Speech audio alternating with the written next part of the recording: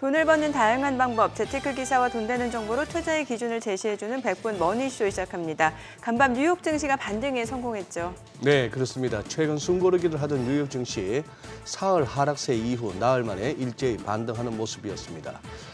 장중에는 조금 약한 흐름이었는데요. 장 마감을 한 30분, 1시간 정도 앞두고 급격하게 치솟는 그런 양상을 보였고요. 또 변동성 지수 빅스도 또 급락하는 모습이었습니다. S&P 500 지수는 또 한 번 사상 최고치를 경신하기도 했습니다. M7 내에서는 또 흐름이 엇갈렸습니다.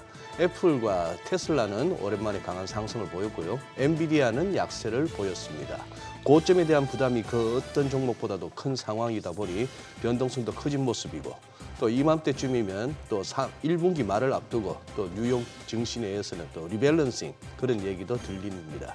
이 가운데 엔화 움직임도 심상치 않은데요. 어제 일본 엔화 가치가 34년 만에 최저점을 찍었습니다. 152엔 돌파 여부가 굉장히 주목되고 있는 상황입니다. 엔화 방향도 잘 지켜봐야 될 것 같고요. 어제 국내 증시는 그래도 잘 버티는 모습이었습니다. 네, 맞습니다. 어제 하락 출발한 코스피가 상승 전환한 뒤에 또 다시 하락하는 등 등락을 거듭하는 모습이었고요. 그래도 2750선은 다행히 사수하면서 예상 밖으로는 선방하는 모습이었는데요. 오늘은 과연 어떤 흐름을 나타내는지 증시타임에서 확인해 보겠습니다. 국민들에게 웃음을 주는 방송인들이 굳은 표정으로 카메라 앞에 섰는데 유명인을 사칭하는 피싱 사기로 피해 규모가 점점 더 커지고 있기 때문이라고 하죠. 네, 그렇죠.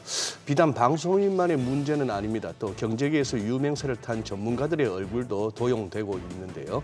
아마 우리 시청자 여러분들 유튜브 가운데에서 이렇게 광고 화면 중에 이걸 얘기하나 보다 싶으실 겁니다. 도대체 무슨 일이 벌어지고 있고 피해자들이 법적으로 할 수 있는 일은 무엇인지 콕콕 법률 상식에서 자세히 살펴보겠습니다. 네, 지금 보고 계신 머니쇼 유튜브에서도 라이브로 시청 가능하니까요. 많은 시청 부탁드립니다. 그럼 먼저 빠르게 돌아가는 글로벌 증시 상황부터 정리해 볼까요? 도지은 아나운서 소식 전해주시죠. 굿모닝 마켓입니다. 뉴욕 증시는 사흘 만에 반등에 성공하면서 하락 흐름을 끊어냅니다. 그간 빠졌던 것에 대한 반발 매수세로 풀이가 되고 있는데 지표 발표 전까지 뚜렷한 방향성이 없어 밈주식 등 개별 종목들이 들썩이고 있습니다. 간밤 3대 지수는 모두 상승으로 마감했습니다. 다우지수가 1.22% 올랐고 나스닥은 0.51%, S&P 500도 0.86% 오르면서 사상 최고치 또 경신해냅니다. 시장 지도를 쭉 펼쳐놓고 보면 시장을 끌어왔던 대형주들의 온기가 확실히 다른 종목들로 퍼져나가고 있다는 것 눈으로 확인해 볼 수 있는데요. 마이크로소프트 약보합권에서 마감했고 엔비디아가 뚜렷한 이유 없이 2.5%대 하락했습니다. 시장과 함께 고점 부담이 컸기 때문으로 풀이가 되는데요. 하지만 엔비디아 제외하고는 반도체 종목들 대체로 분위기가 좋았고 필라델피아 반도체 지수도 0.99% 상승했습니다. 이외에도 메타도 0.41% 쉬어갔고요. 반대로 그간 부진했던 애플과 테슬라는 각각 2%와 1%대 상승 마감했습니다. 잠시 조정을 받았다고 하더라도 한 달간 S&P 500 기준으로는 3%나 올랐습니다. 기술적으로도 S&P 500 기업들 중 80%가 넘는 비율이 200일 이동평균선 위에서 거래 중인데요. 현 수준에서 마감을 한다면 3대 지수는 모두 5개월 연속 오르고 2분기 연속 오름세를 보인 건데 강세장이 오래 유지되고 있는 상황인 것은 틀림없어 보입니다. 그간 AI 열풍에 선두에 섰던 엔비디아와 반도체 기업들이 쉬어가면서 그간 길을 못 폈던 종목들로 온기가 퍼져나가고 있습니다. 특히 최근 제재와 소송으로 집중 포화를 받고 있는 애플의 경우 중국에서 아이폰 출하량이 1월엔 전년 대비 39%, 2월에는 33% 감소했다고 하는데요. 타겟책으로 역시나 AI를 택했습니다. 오는 6월에 연례 세계 개발자 컨퍼런스를 개최한다고 밝히면서 그동안 경쟁사들보다 AI 기술에 뒤처졌다는 평가를 반전시킬 수 있을지 주목받고 있습니다. 테슬라는 화끈하게 자율주행 장치인 FSD를 한 달간 무료로 체험할 기회를 제공한다고 하는데요. FSD는 우리 돈으로 약 1,600만 원 정도 하는 자율주행 소프트웨어입니다. 무료 사용 이벤트로 판매와 수익성 확대를 노려보겠다는 전략인데 과연 이 이벤트가 위기의 테슬라를 구할 수 있을지는 두고 봐야겠지만 일단 주가적으로는 반등이 나와줬습니다. 이 넘치는 유동성은 자극적인 밈 주식, 즉 유행성 주식으로 옮겨가기도 합니다. 대표적인 밈 주식인 게임스톱의 주가는 첫 연간 이익에도 매출이 큰 폭으로 감사했다는 소식에 급락하는 모습 보여줬고요. 또 최근 핫한 트럼프 미디어의 주가는 어제에 이어서 14% 넘게 또 급등했습니다. 여론조사에 따르면 7개의 경합주 중 6개에서 바이든 대통령의 지지율이 전보다 상승하고 있다고 하는데요. 트럼프 전 대통령에게는 당연히 반갑지 않은 소식이겠죠. 이런 유행성 주식은 대선 이슈의 영향을 또 직접적으로 받고 변동성이 크기 때문에 유의하셔야겠습니다. 전문가들은 시장이 상승세를 이어가곤 있지만 언제든지 부정적인 외부 이벤트에 조정이 생길 수 있다고 이야기하고 있습니다. 어제 발생한 볼티미어 교량 붕괴 사건으로 세계가 들썩이고 있는데요. 볼티미어는 미국 내 자동차 수입 1위 항구고 또 반도체와 여러 장비들을 수출입하는 항구로 중요한 역할을 하고 있습니다. 이런 거대 항구가 폐쇄가 되면서 공급망에도 타격이 있을 것으로 예상이 됩니다. 관련 기업들은 빠르게 해결책을 마련할 것이라고는 하지만 이 문제가 빨라야 수개월이 걸리는 문제라 앞으로 어떤 부분에서 공급망 변목 현상이 일어날지는 지켜보셔야겠습니다. 국제유가는 JP모건이 올 하반기에는 배럴당 $100 유가 시세가 올 거라고 예상하고 있지만 하락세 지속하고 있습니다. 브렌트유 같은 경우 0.12% 소폭 오르면서 $86 선에, WTI는 배럴당 $81 선에 하락으로 마감했습니다. 29일 뉴욕 증시는 쉬어갔지만 경제 지표 등은 그대로 나올 예정입니다. 개별 종목 움직임이 활발한 가운데 이번 지표에 따라서 시장 방향성이 결정될 것으로 보이는 만큼 꼭 챙겨보셔야겠습니다. 굿모닝 마켓이었습니다.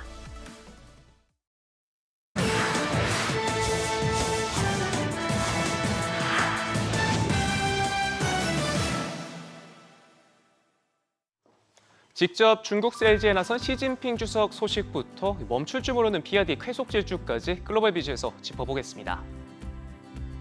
내 안에 나 있고 내 안에 너 있다. 이 드라마 대사가 아닙니다. 중국 셀지에 나서 시진핑 주석의 입에서 나온 말인데요. 미국 재계 인사들과 만나 투자를 확대해달라고 당부했습니다. 현장 화면으로 보시죠. 이번 주 초 개최된 중국 발전 포럼에 참석했던 이들 중 일부 인사들이 출국 시간까지 바꿔가면서 시진핑 주석과 만남을 가졌는데요. 세계 최대 사모펀드 운용사 블랙스톤의 스티븐 슈워츠먼부터 퀄컴의 수장 크리스티아노 아몬 CEO까지 약 20여 곳의 기업 인사들이 이날 회동에 자리했고요. 일찍이부터 중국을 방문 중이던 팀 쿡 FCO의 모습은 보이지 않았습니다. 시 주석이 직접 팔을 걷어붙인 데에는 최근 외국인 투자의 급감세가 있습니다. 올해 20% 가까이 줄었는데 내림세는 계속되고 있습니다.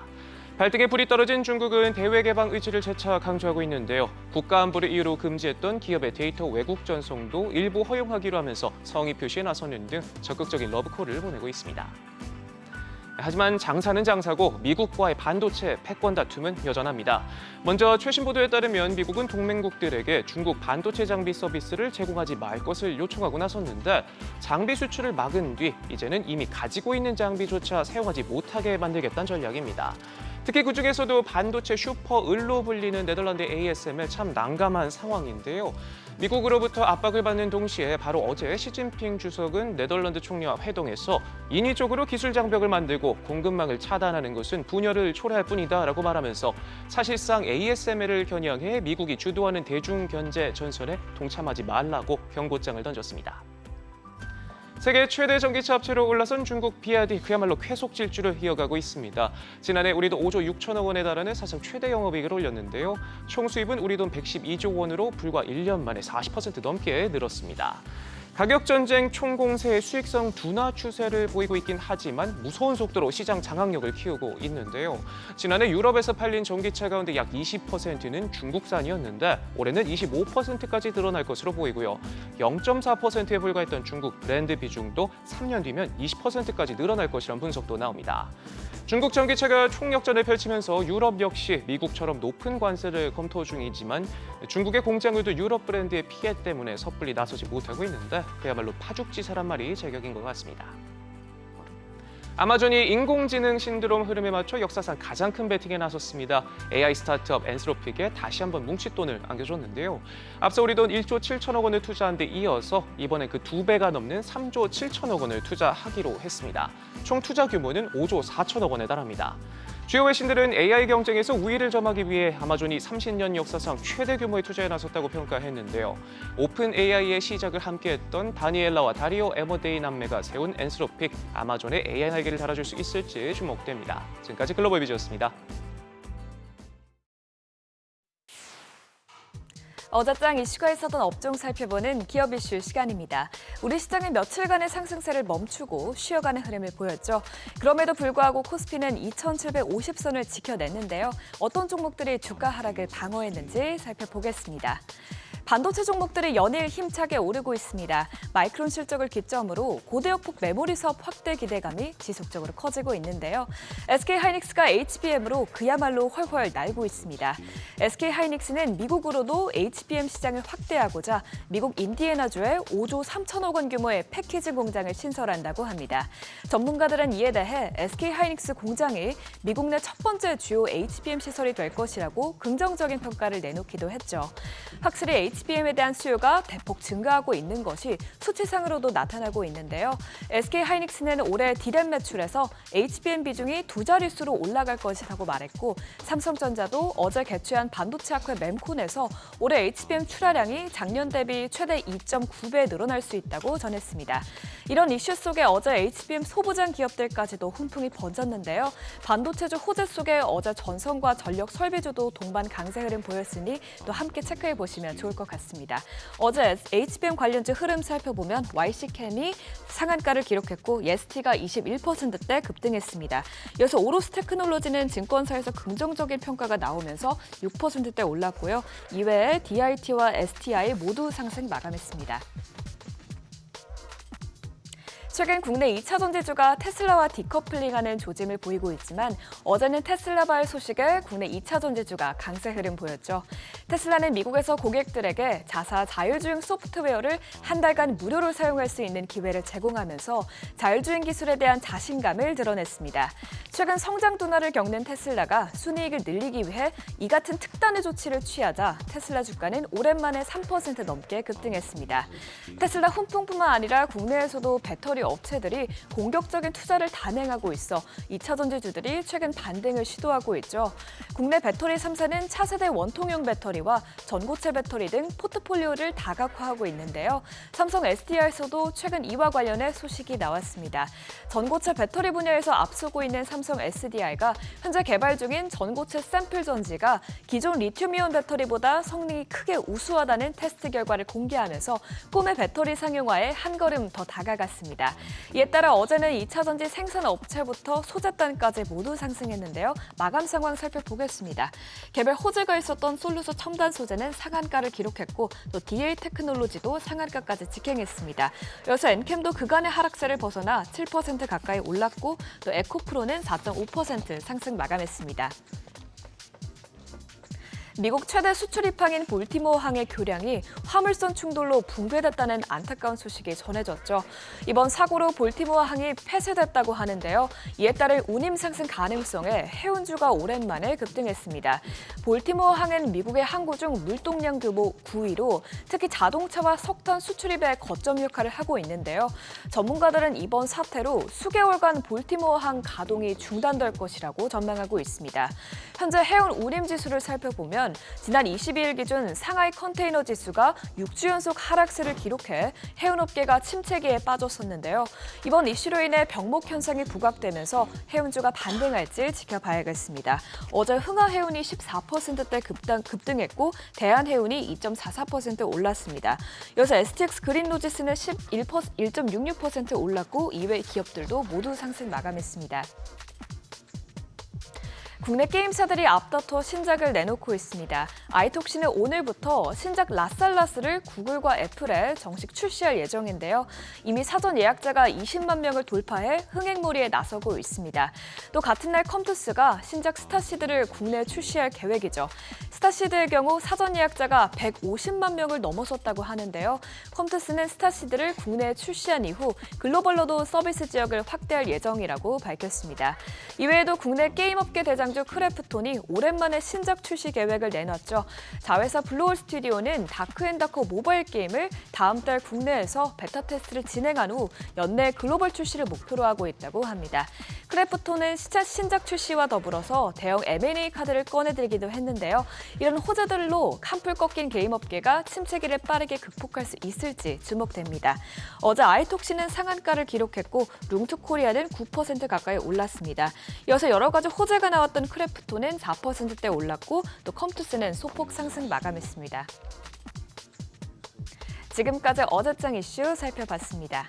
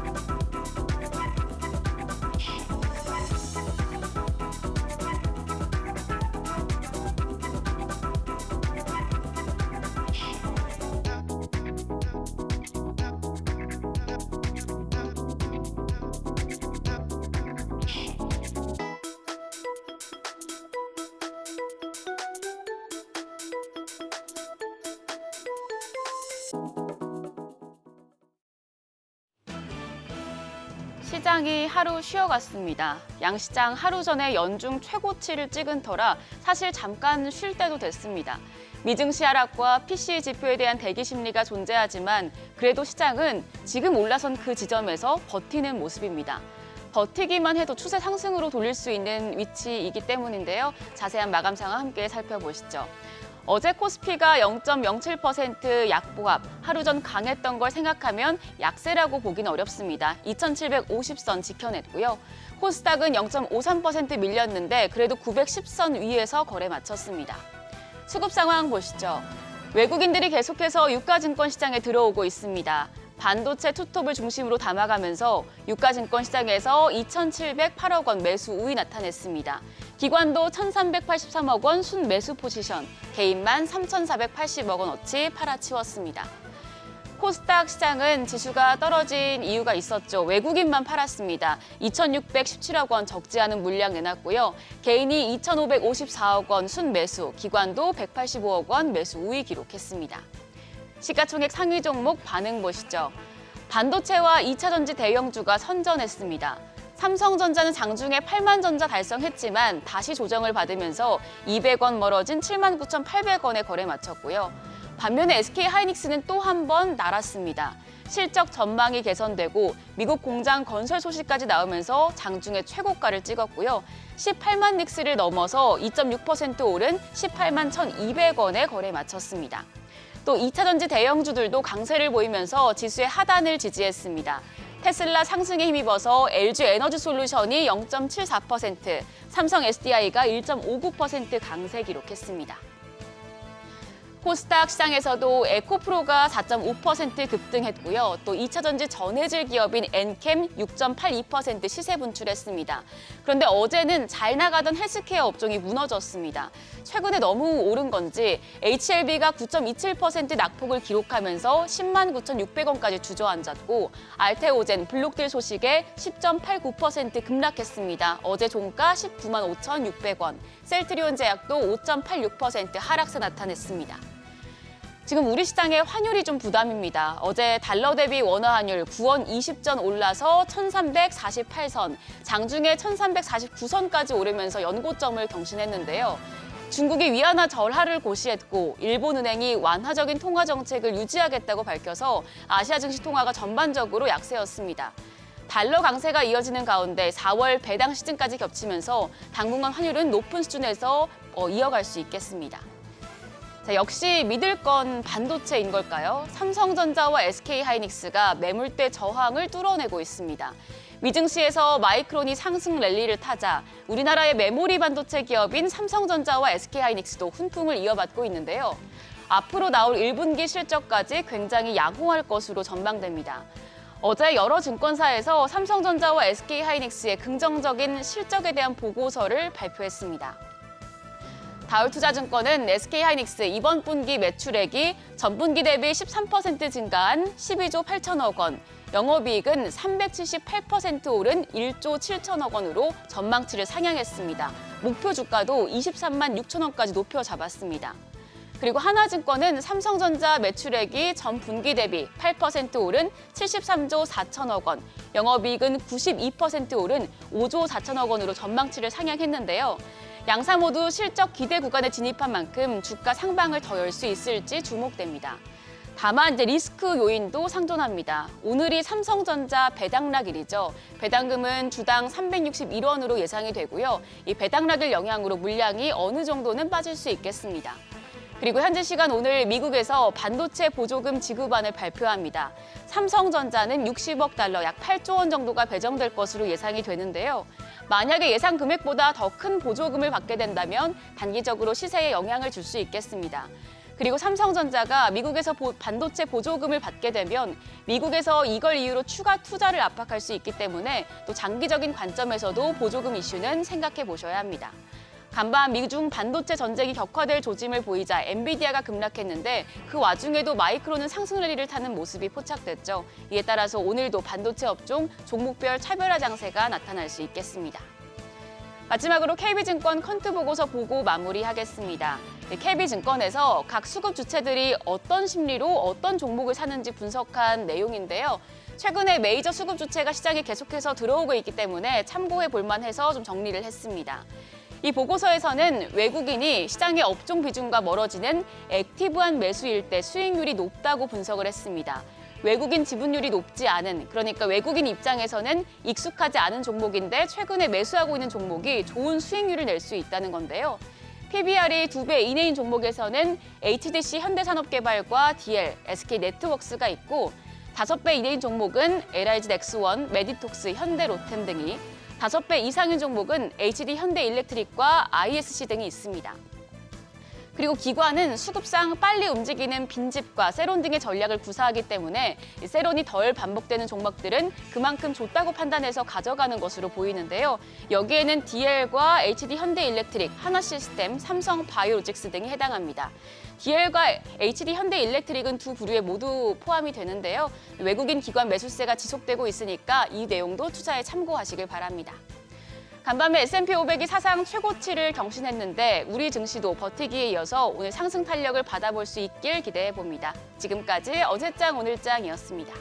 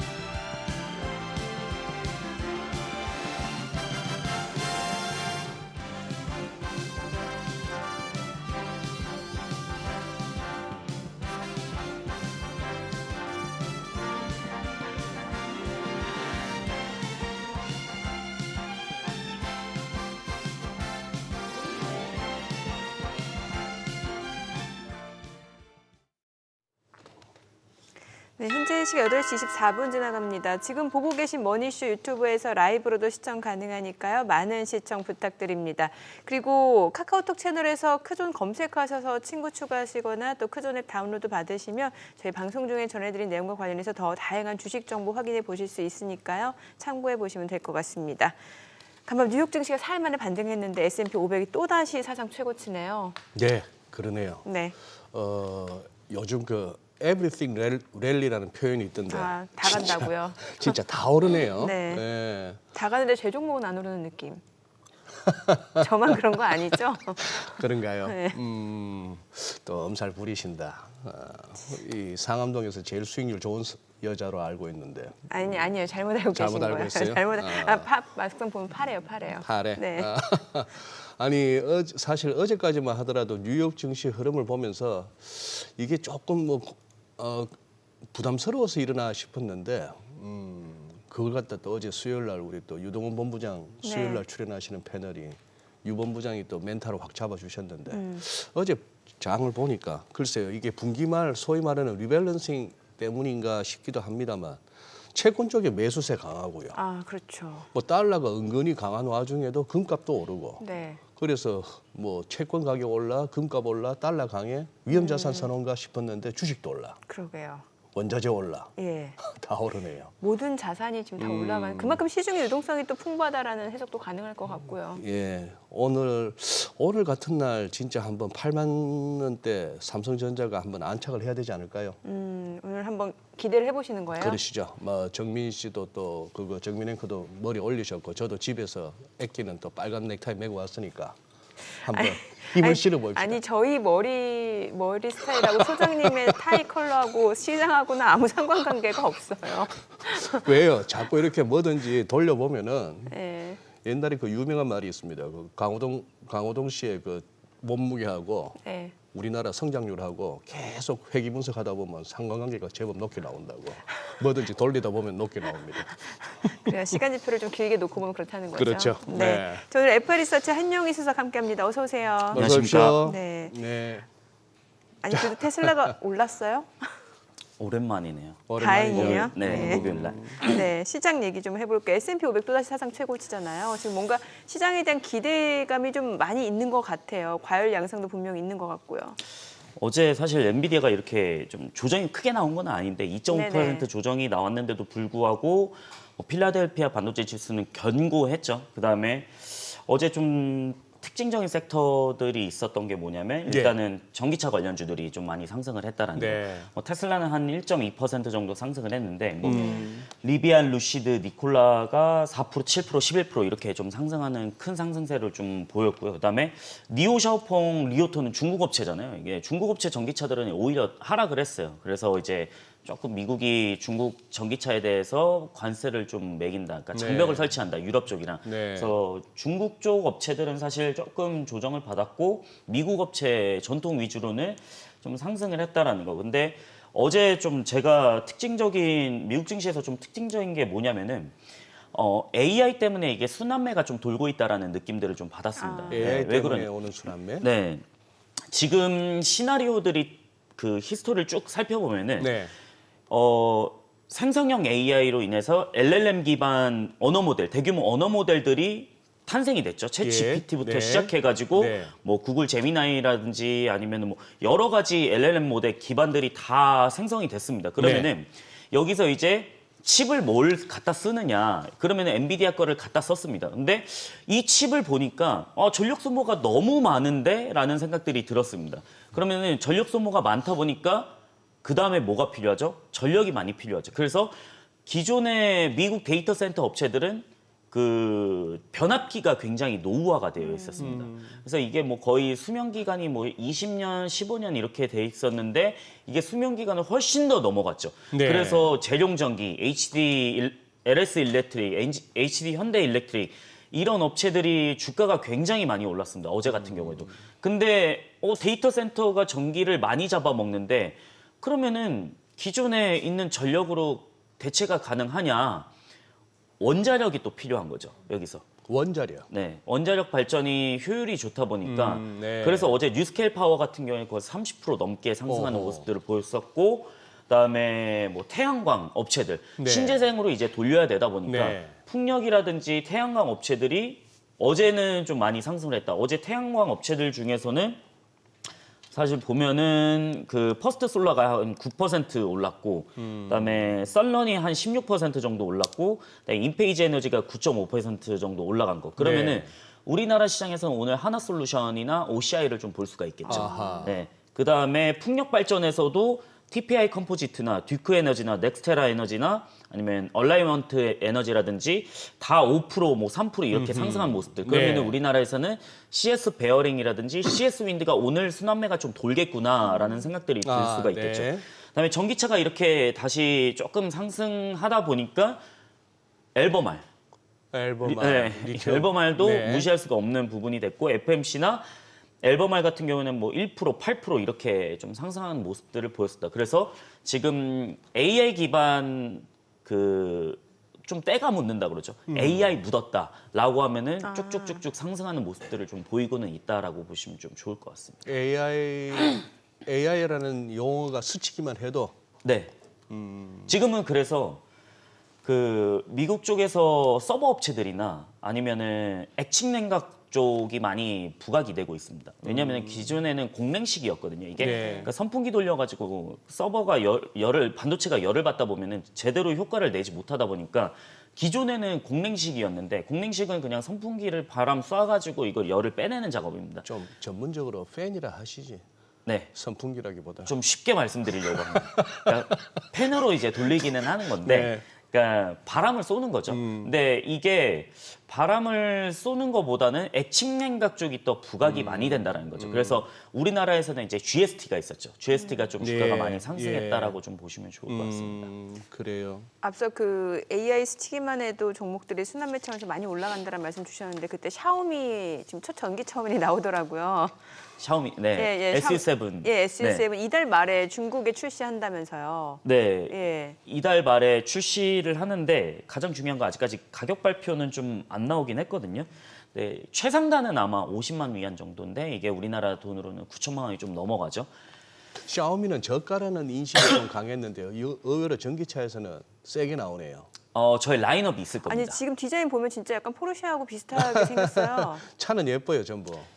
차는 예쁘죠. 겉에서 보기에는. 네. 근데 이거는 실제로 자율주행이라든지 좀 사용은 해봐야 될 것 같습니다. 근데 최근에 중국 업체들은 자율주행 꽤 잘하고는 있거든요. 그래요. 네, 꽤 잘하고 있습니다. 그 무시할 수 없는 수준은 맞습니다. 제가 볼 때는. 그래서 자율주행에 대해서 강조를 했다고 하네요. 샤오미 입장에서는. 네, 그다음에 샤오미가 저가형으로 좀 유명하기는 한데 저 가격이 좀 어떻게 라인업이 될지에 따라서 판매량에 좀 변수가 생길 수는 있을 것 같다라는 생각이 드는데 아직까지 저도 냉정하게는 저게 얼마나 팔릴지는 예측이 가지는 않습니다.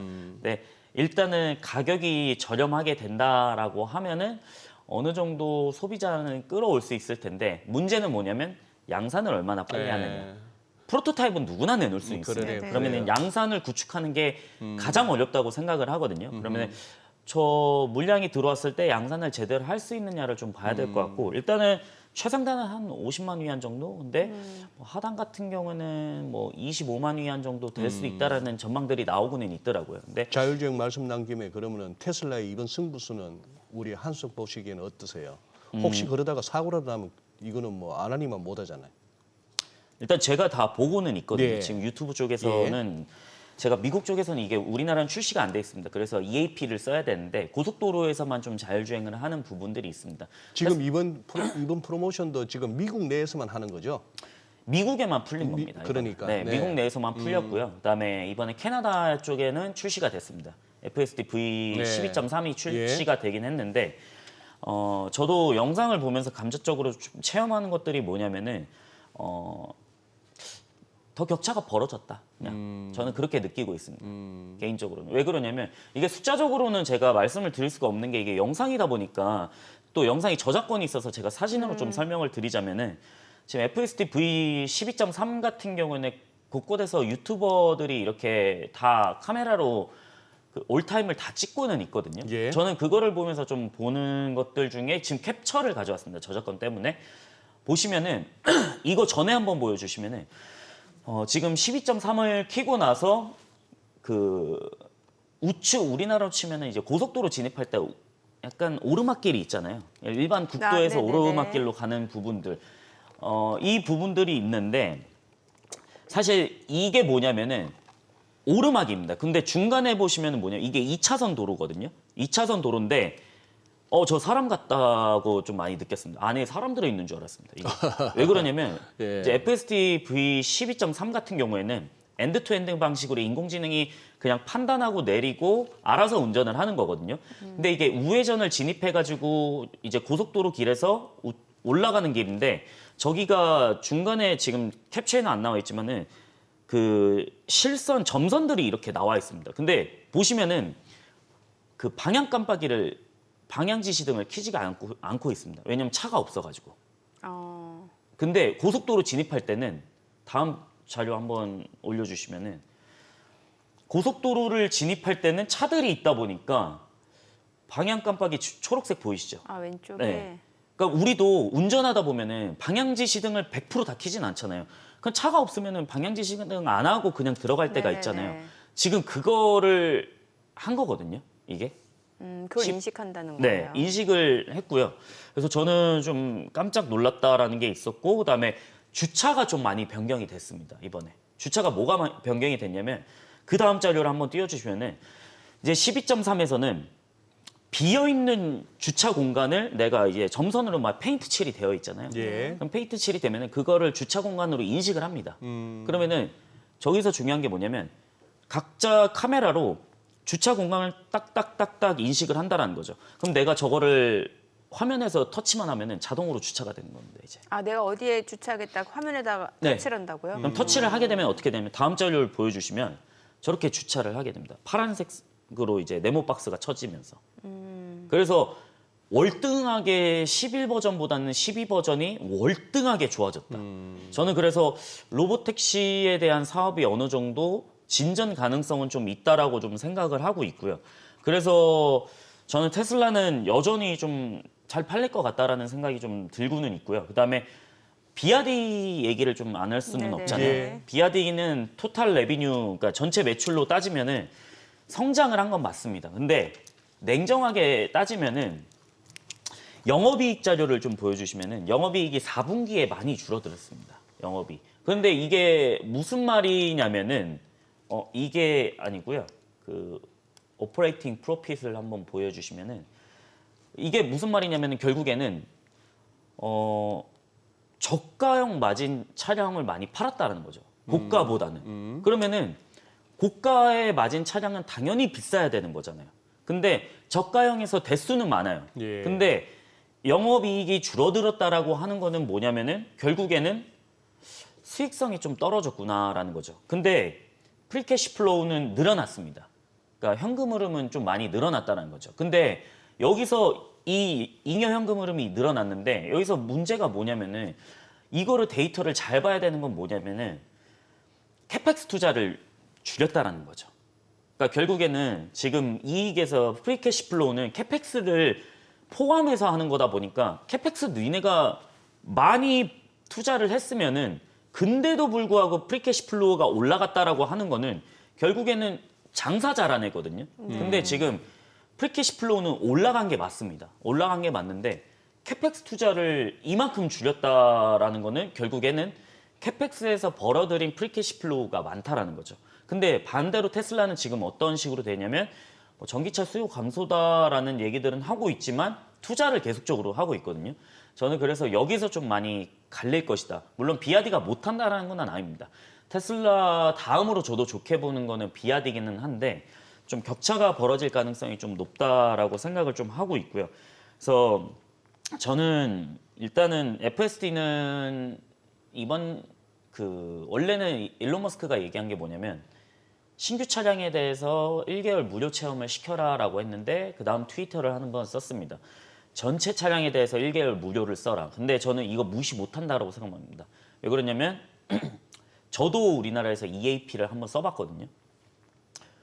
이거 돌아가기가 백도가 힘듭니다. 백도? 네, 그러니까 저는 지금 전기차를 타는데 예. 전 지금 내연기관차를 못 탈 것 같습니다. 그렇게 경험하시는 분들이 많습니다, 사실. 이미 모든 편의성이 전기차 뭐 각자 장단점은 있겠죠. 이건 편의에 따라서는. 근데 개인적으로 저는 FS나 EAP를 사용하게 된다라고 하면은 이제 백도는 좀 불가능한 사람들이 많지. 그런 의미에서의 네, 백도? 네. 예. 돌아갈 수가 없다라는 부분들이 좀 있지 않을까라고 생각을 하고 있습니다. 충전은 괜찮아요? 충전하기엔 어때요? 한 번 충전하면 얼마나 갈 수 있어요? 뭐 이거는 롱레인지냐, 퍼포먼스냐, 아니면 네. RW냐 이거에 따라서 좀 다르기는 한데, 그래서 뭐 NCM 배터리냐, LFP 배터리냐에 따라서 조금 달라지기는 하는데 개인적으로 저는 큰 문제 없습니다. 전 여태까지는 그냥 그러니까 집에서 한 번 충전하면 몇 킬로까지 주행이 가능해요? 뭐 롱레인지 같은 경우에 거의 600km도 가고 있고요. 그다음에 LFP 같은 경우에는 한 400km 정도 가고는 있습니다. 근데 실제로 LFP 배터리나 NCM 배터리 같은 경우에 NCA 배터리 같은 경우에도 겨울철에 이게 그렇게 많이 성능이 떨어지진 않았거든요. 저도 개인적으로 체감을 했을 때는. 근데 뭐 600km라고 했을 때 뭐 장거리가 좀 불편할 수 있겠죠. 그러니까요. 네, 장거리가 불편할 수 있는데 사실 그 부분에서는 저는 개인적으로 이 장거리 가는 비율보다는 지금 현재 편의성에 대해서 단거리를 뛰는 사람들이 훨씬 더 많기 때문에 100% 만족시키지는 못합니다. 당연히. 근데 네. 저는 그 부분에 대해서는 시장 점유율은 확실히 상승할 수는 있다라고 생각은 하고 있습니다. 제가 왜 이쪽을 왜 여쭤보냐면 사실 이제 테슬라하고 연관지어서 생각해 볼 수 있는 부분이 배터리 쪽이잖아요. 네. 근데 우리나라에서 최근에 배터리 보면은 뭐 LFP, 하이니케 이쪽 말고 전고체 배터리 또 주목받으면서 삼성 SDI 주가가 많이 올랐잖아요. 네네. 이게 전고체 같은 경우는 이제 한번 충전하면은 그 주행 가는 거리가 좀 굉장히 크다. 뭐 800, 1000까지 가능하다. 네. 이런 얘기가 나오다 보니까 뭐 차세대 미래 배터리다 이런 얘기가 나오니까 요거 관련해서 좀 여쭤보고 싶어 가지고요. 아, 전고체 배터리는 저도 이번 달이었죠. 제가 인터 네네. 배터리 결국 네네네. 얘기를 못하다가 계속 아, 방송을 예. 나가게 됐는데 예, 예. 제가 인터 배터리 갔다 왔을 때 삼성 SDI는 저는 작년에도 인터 배터리를 갔다 왔는데 그때 메인이 뭐였냐면 전고체였습니다. 그때는. 네, 네. 근데 이번 연도도 전고체였습니다. 근데 저는 이번 연도에 좀 뛰어났던 게 뭐냐면은 거기 설명하시는 분한테 제가 덴드라이트 현상 어떻게 된 거냐 이거 왜 그러냐면 전고체는 전해질을 액체를 첨가하는 게 아니다 보니까 고체다 보니까 예. 이게 전고체의 특수한 경우가 있습니다. 덴드라이트라고 해서 충방전을 할 때 이온이 왔다 갔다 하지 않습니까? 네. 그러면은 거기서 덴드라이트라는 게 나뭇가지처럼 이제 약간 결로 현상이 나타난다고 보시면 돼요. 그냥 그러면 이게 배터리가 부풀거나 안정성에 문제가 생기거나 하는 부분들이 있거든요. 전고체는. 네. 그러니까 액체가 아니다 보니까. 네네. 그래서 이게 사실 가장 큰 고질적인 문제 중 하나였는데 이게 자기네들 특허가 있기 때문에 덴드라이트 현상을 좀 어떻게 보면 없앴다라고 얘기를 하더라고요. 근데 여기서 와 괜찮다. 근데 이제부터는 상용화 시점인 거죠. 이거를 했으면은 기술 개발은 누구나 다 할 수 있습니다. 예. 우리도 누구나 초전도체를 개발을 하면은 초전도체 기술 대단하다라고 하지만은 뭐 이게 진짜 얼마나 생산을 할 수 있느냐도 중요하잖아요. 경제적 효과라는 게. 그래요? 네, 그거에 대해서는 아직 나오지는 않았기 때문에 아직 그 테스트 약간 파일럿 물량만 나가고 있는 걸로 알고 있거든요. 삼성 지금 그럼- SDI는 2027년 양산 계획을 네. 발표를 했잖아요. 근데 그건 계획이고 계획. 실제 양산은 네네. 좀 봐야죠. 근데 제가 봤을 때 고객사는 알려주진 않았는데 제가 봤을 때 BMW 쪽이지 않을까라는 생각이 좀 들더라고요. 예. 왜냐면 SDI가 BMW랑 워낙 친밀한 관계고 BMW도 전고체 배터리를 채택한다는 언급들이 있었다 보니까 네. 아마 이 파일럿 물량이 일부는 BMW 쪽으로 나가지 않았을까. 근데 아까 말씀하신 대로 그게 상용화가 된다라고 하면은 미래의 배터리는 맞죠. 근데 그 물량이 또 공장 돌릴 때 이게 양산이 어느 정도 가능하냐도 시간이 꽤 걸리기 때문에 지금 당장은 NCM 배터리나 LFP 배터리가 아직까지는 시장에 효과가 있지 증시에서는, 않을까 네, 네. 라고 말씀드렸습니다. 이미 그러면 주가 측면에서는 어느 정도 좀 반영이 됐나요? SDI 예. 저는 주가 측면에서는 아직 반영은 안 됐다고 아직 생각합니다. 안 됐다. 왜냐면은 불확실성이 아직까지는 크기 때문에 예. 그 부분들은. 그리고 테슬라는 저는 뭐 전고체 배터리는 아직까지 하고 있지는 않지만은 그러니까 크게 하고 있지는 않지만은 저는 FSD가 이번 연도에 주가를 확 끌어올릴 수 있는 원년이라고 생각은 하거든요. 왜 그러냐면 이제 FSD V12.3 같은 경우는 1분기에 정확하게 출시를 이제 확대가 되는 겁니다. 1분기, 2분기 때. 그러면은 이게 이연 매출이라는 거죠. 그러니까 내가 아직까지 돈은 받았지만은 서비스를 못한 게 이연 매출입니다. 예. 그러면은 이 이연 매출을 아직까지 부채로 잡고 있는데 이 부채가 서비스를 시작하게 되면은 매출로 잡을 수가 있거든요.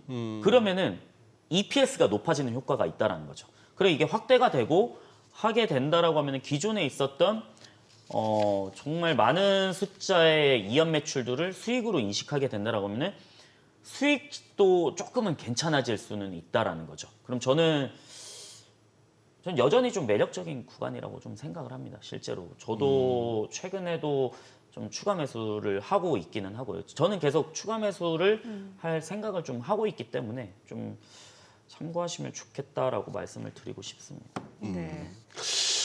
지금 저기 뭐야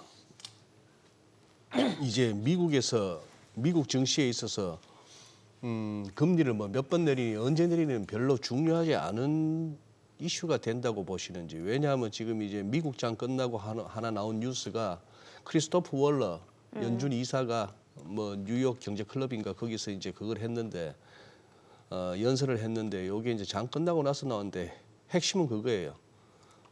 금리 인하 서두를 필요가 없다. 인하 횟수를 줄이거나 좀 미뤄야 된다. 왜냐하면 뭐 지금 일찍 금리를 내려가지고 인플레가 다시 또 올라가는 그 리스크를 별로 지고 싶지 않다. 약간 이제 미 연준 내에 이제 분열되는 그런 모습이 보이긴 하는데 어떻게 우리 한테 보시기에 금리 문제는 그렇게 중요하지 않나요 이제? 중요하죠. 중요해요. 여전히 중요하죠. 여전히 중요해. 너무 중요하죠. 너무 중요해. 네. 근데 그래서 이번 주 금요일이 조금 PC를 네. 봐야 된다. 일단은 2.4가 이제 예상치기는 한데. 헤드라인 PC가. 네. 뭐 그 이하로 나온다고 하면은 뭐야?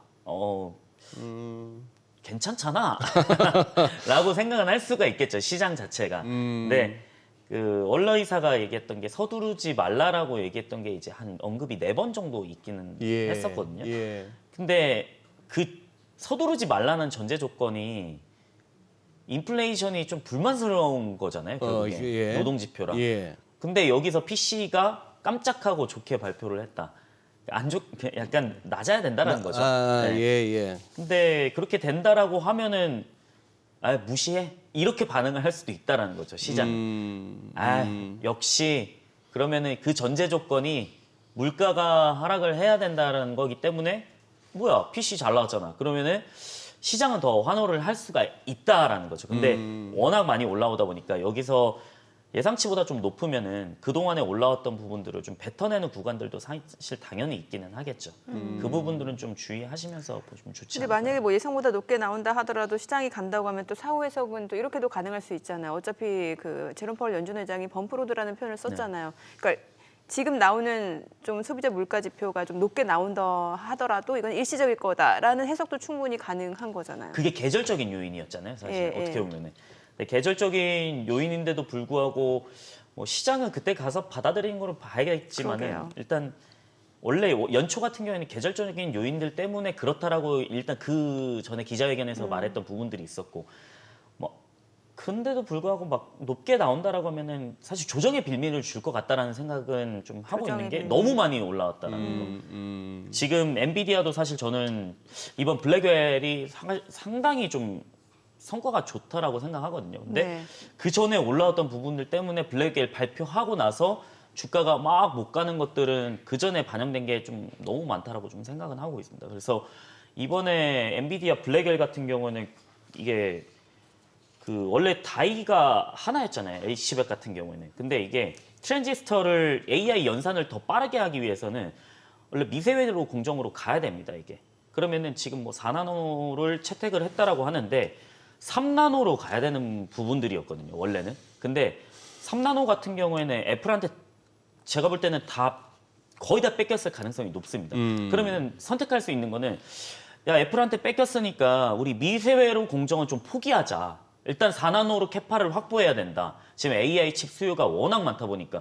그러면은 4나노로 가는데 이거를 AI 연산을 높일 수 있는 방법은 무엇인가? 그래서 선택을 했던 게 다이를 2개를 붙여버리는 거죠. 그래서 트랜지스터가 2배가 됐다는 거죠. 예. 그렇기 때문에 사실 H100보다 AI 연산이 좀 빠를 수 있던 거는 그 설계 자체를 좀 다른 방식으로 했다라는 거. 근데 일단 서버렉 형태가 이제 18단으로 들어가긴 하거든요. 이게 2개씩 넣습니다. 그래서 이것도 공랭 시스택이 아니고 순행 시스택으로 제작이 됩니다. 예. 순행 시스택으로 제작이 되는데 이게 블랙웰 GPU가 72개가 들어가는 하나의 서버렉 단이 있습니다. 예. 그 단이 있는데 이게 GPU 간의 데이터가 왔다 갔다 하면은 병목 현상이 좀 발생을 하거든요. 그래서 오로지 72개의 GPU 블랙웰 칩 다이 하나당 뭐 트랜지스터 집적 개수 해서 연산이 나오는 게 아니고 병목이 있다 보니까 곱하기 72는 안 될 겁니다. 예. 그거는.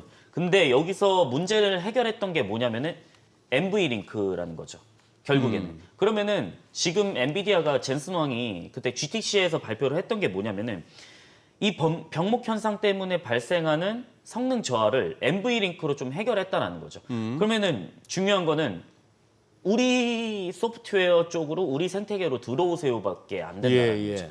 그게 엔비디아의 좀 핵심적인 부분이고 저는 굉장히 좋기는 한데 아까 말씀하신 것처럼 좀 너무 저도 많이 올라왔던 부분들이 있고 만약에 여기서 PC 지표가 살짝 높게 나온다 그러면은 조정의 빌미를 사실 조금 줄 수는 있다라고 말씀드리고 싶습니다. 네, 자 지금 시각 8시 50분 지나갑니다. 오늘 양시장 호가 상황 좀 체크해 보도록 하겠습니다. 먼저 코스피 예상 체결 지수부터 확인해 보도록 하죠. 오늘 코스피가 약보합 출발 예상되고 있고요. 지금 호가로 봤을 때는 2,752포인트입니다. 약보합 출발 예상되고요. 코스닥은 강보합 출발 예상됩니다. 912포인트입니다. 오늘 양시장 보합권 출발 예상되고 있고요. 시가총액 상위 종목 예상 체결가 보겠습니다. 삼성전자가 지금 보합권 예상되고요. 지금 호가에서는 79,700원이고요. SK하이닉스가 지금 약보합 출발 예상됩니다. 호가 181,100원이고요. LG에너지솔루션이 2% 강세가 예상됩니다. 예상 체결가는 418,000원. 삼성바이오로직스가 지금 0.9% 하락이 예상되고요. 지금 호가에서는 828,000원이죠. 삼성전자 우선주 보합 예상되고요. 현대차가 1% 약세가 예상됩니다. 예상 체결가는 241,500원. 기아가 지금 보합 예상되고요. 셀트리온은 1% 하락이 예상됩니다. 지금 호가에서는 182,000원이고요.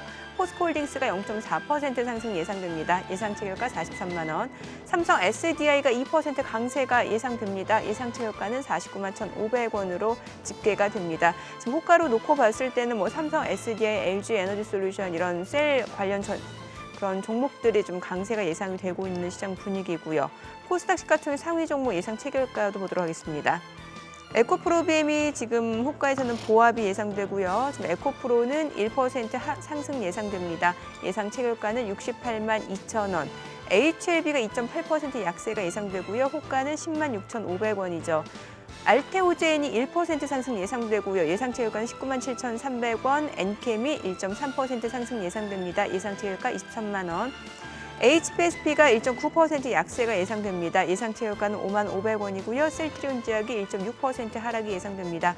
예상 체결가 104,400원. 리노공업이 2.9% 강세가 예상되고요. 호가는 263,000원이고요. 레인보우 로보틱스, 삼천당 제약은 지금 강보합권 예상되고 있습니다. 자, 개장까지 7분여가량 남았는데요. 자, 일단 뭐 시장 자체는 오늘 좀 보합권이 예상이 되는 것 같고 어제 또 반도체 관련주들 흐름 굉장히 좋았는데 오늘 반도체 관련주들이 어떤 행보를 보일지도 좀 주목이 되네요. 그러네요. 예. 야, 이 뭐 뉴욕장 마감 상황만 보고는 오늘 그냥 편안하게 올라가나 싶었는데 시장 또 열려봐야 알겠네요. 참 어렵습니다. 소장님이 오늘 삼성전자 8만 원 올라가지 않을까라는 얘기하셨잖아요. 그다음 얘기하지 마시죠. 무슨 말씀하실런지 대충 짐작이 와요. 그래서 불안했다 이 말씀이지. 네. 네, 제 속마음을 읽으셨네요. 아니 그래 말씀 난 김에 반도체 얘기 좀 한번 짚어보시죠. 네. 지금 여기 최근에 이제 우리 지수 끌어오는데도 상당히 역할을 했고 중요한 데 와 있습니다. 지금 어떻게 여기서 뭐 더 못 갈 뭐가 있나요? 레벨 부담 말고? 레벨 부담 말고요? 약간 뭐 매물대가 있을 수는 있죠. 아, 그쵸. 얼마나 왜냐면은- 기다린 8만 원입니까? 네, 그거도 그렇고 이제 SK하이닉스가 워낙 많이 올라다 네, 보니까. 네. 근데 여기서 중요한 건 이제 SK하이닉스나 삼성전자가 얼마만큼 이제 또 숫자를 좀 봐야 되겠죠. 1분기. 숫자. 네. 이게 반등하는 부분들, 저점에서 얼마나 반등을 하느냐. 그래서 사실 지금 구간에서는 횡보 실적 발표 1분기 끝나고 이제 실적 발표할 때까지는 좀 횡보할 수도 있다는 거예요. 왜냐면 워낙 많이 단기간에 올라왔다 보니까. 그리고 살짝 그 삼성 쪽에는 좋은 뉴스가 있었던 건 뭐냐면 파운드리 쪽 이제 AMD 수주 물량 좀 일부 가져올 수도 있다라는 얘기들이 좀 있더라고요. 예. 그래서 그렇게 된다라고 하면은 파운드리 사업부가 일부 실적이 좀 좋아질 수는 기대감이 커질 수는 있겠죠. 이게 바로 찍히지는 않습니다. 네. 그다음에 이제 그 메모리 사업부 같은 경우에는 D램, 특히나 HBM이 얼마만큼 납품을 했느냐. 지금은 사실 그 D램, DDR 같은 게 DDR4, DDR5보다는 그게 이제 적자에서 흑자로 전환하는데 얼마나 전환하느냐보다는 HBM 얼마나 공급하고 누구한테 공급하고 이거 물량 어느 정도고 쓰고 있냐 안 쓰고 있냐 예, 이 예. 이슈가 더 강하게 나오거든요. 그래서 삼성전자를 8만 원으로 끌어왔던 것 중에 단기간으로 8만 원 끌어왔던 것 중에 하나가 젠슨왕이 테스트하고 있다라는 한마디 때문이었잖아요. 네, 네. 근데 SK하이닉스는 그동안 쭉 올라갔단 말이에요. 예. 근데 삼성전자는 횡보하다가 갑자기 8만 원은 올라갔던 게 젠슨왕 한마디. 그거 때문이었거든요. 근데 HBM 그러면은 시장의 주목은 HBM에 있다라는 거죠. 얼마나 쓰고 있고 진짜 테스트하고 있고 납품 언제 할 거고 양산 언제 할 거냐. 그러면 그게 좀 1분기 컨콜 때는 나올 것 같습니다. 예. 그럼 그때 당시에 그 컨콜 때 HBM에 대한 로드맵이나 지금 발표를 하겠죠. 엔비디아에 납품하고 있다 아니면은 납품할 거다 테스트하고 있다 이런 내용이 나오면 사실 좋은 내용인 거고 그거를 그래서 1분기 끝나고 나서 이제 1분기 다 지나갔다 보니까 이제 실적 발표나 컨퍼런스 콜을 한번 봐야 될 것 같다는 예. 말씀드리고 싶습니다. 그럼 오늘 만약에 그 반도체 관련주, 뭐 HBM 관련주라든지 이런 종목들이 좀 조정 받으면 사볼만 할까요? 어제 보니까 또 하나마이크론이 10% 급등을 하더라고요. 네, 저는 한미반도체도 어제 최근에 또 많이 11만 원, 맞아요. 11만 예. 9천 원까지 상승을 했고, 근데 이게 TC 본딩에서는 사실 한미반도체가 거의 독점이잖아요. 그래요. 왜냐면은 한미반도체가 이걸 갖고 있으니까 HBM 만드는 데는 패키징을 해야 되다 보니까 어드밴스 패키징한테 그럼 지금 삼성전자, 그러니까 일단 하이닉스가 메인 고객사죠. 하이닉스가 있는데 삼성전자도 그러면 HBM 많이 만들게 되면 패키징 누구한테 할 건데? 한미반도체 TC 본딩을 써야 되잖아. 그럼 마이크론도 만들 건데 그럼 마이크론도 써야 되잖아. 이런 얘기들이 계속 나오고 있다는 거죠. 예. 아하. 그러면 저는 괜찮다라고 하는데 주가가 좀 많이 오른 게 부담스럽긴 하죠. 근데 네. 저는 항상 주식 투자를 할 때는 그런 부분들이 있습니다. 아무리 좋은 기업이어도 내가 단가가 높으면 나한테는 안 좋은 주식이거든요. 아무리 조금 보통 기업에 대한 성장성보다는 그냥 흘러간다라는 주식도 내가 평단가가 워낙 낮고 수익이 지금 30% 40%면은 그건 좋은 주식일 수도 있다라는 거죠. 그렇죠. 그건 이제 시장에 따라서 또 다른 부분들인데 저는 너무나 그 심리적인 리스크가 있는 구간에서는 좀 조심스럽기는 하거든요. 그래서 조정이 나올 때보다는 저는 차라리 그 고압수소 어닐릴 장비에서 이제 HBSP나 이게 또 ST랑 또 특허 분쟁이 또 있습니다. 네네. 이게 ST 특허 분쟁이 또 있기는 한데 고압수소 어닐링 장비는 결국에는 수율을 늘려야 되다 보니까 수율 늘리는 것도 중요한 부분들이긴 하거든요. 하나마이크론도 그렇고 STI도 그렇고 후공정에서는 상당히 중요한데 차라리 안 오른 종목들을 노리시는 게 좀. 안 오른 거 뭐요? HPSP도 어제는 많이 빠졌죠, 사실. HPSP. 네. 그리고 전공정도 사실 굉장히 중요합니다. 저는 전공정에서도 테스라든지 아니면 후공정에서 프로텍이라든지 이런 업체들도 한번 눈여겨 보시는 게 어떨까라고 말씀드리고 싶습니다. 야, 지금 한미 반도체는 보니까 차트 펼쳐놓고 보니 이게 한 6만 원 공방형으로 한 반년을 보내다가 그것을 튀어버리니까 순식간에 2배를 가버리네. 아, 그렇죠. 와, 진짜 저 차티스트들 간에 하는 말 중에 바닥은 다지고 꼭지는 찌른다더니 이거는 2배 가려고 다지는 구간이었구나. 참 무섭다. 아니 말난 김에 또 급해요. 우리 또 모르는 거 없는 우리 한용희 수석 나왔을 때는 모든 업종 다 짚어봐야 되는데 모르는 거 많습니다. 지금 바이오 네. 바이오 어쩔까요 이거? 어제 또 갑자기 또 HLB 쪽은 죄다 또 휘청하대. 최근에 이제 바이오가 네. 두 가지로 나뉘는데 이제 새로운 신약을 약간 라이센스 하냐 네. 아니면은 블록딜 때문에 갑자기 하락하냐 예. 이런 것 때문에 사실 파이프라인이 하나 생기면 생길수록 주가가 상승하는 업체가 있고 예. 아닌 업체들이 있거든요. 예. 네, 그냥 지지부진한 업체 이렇게 딱 세 가지로 나뉘는데 예. 어쨌든 HLB는 많이 오르기는 했죠. HLB 쪽은 많이 오르기도 했고 그다음에 그 일반 CDMO나 CMO 하는 업체들 삼성바이오로직스나 셀트리온 같은 경우는 약간 횡보하는 부분들. 근데 셀트리온은 아직까지는 시총이 좀 무겁고 저는 좋은 주식이라고 보는 게 이번 연도에 그 램시마 SC에 대한 그러면은 그 얘기는 저희가 개장하고 조금 더 네, 들어보도록 하겠습니다. 오늘 국내 증시 개장합니다.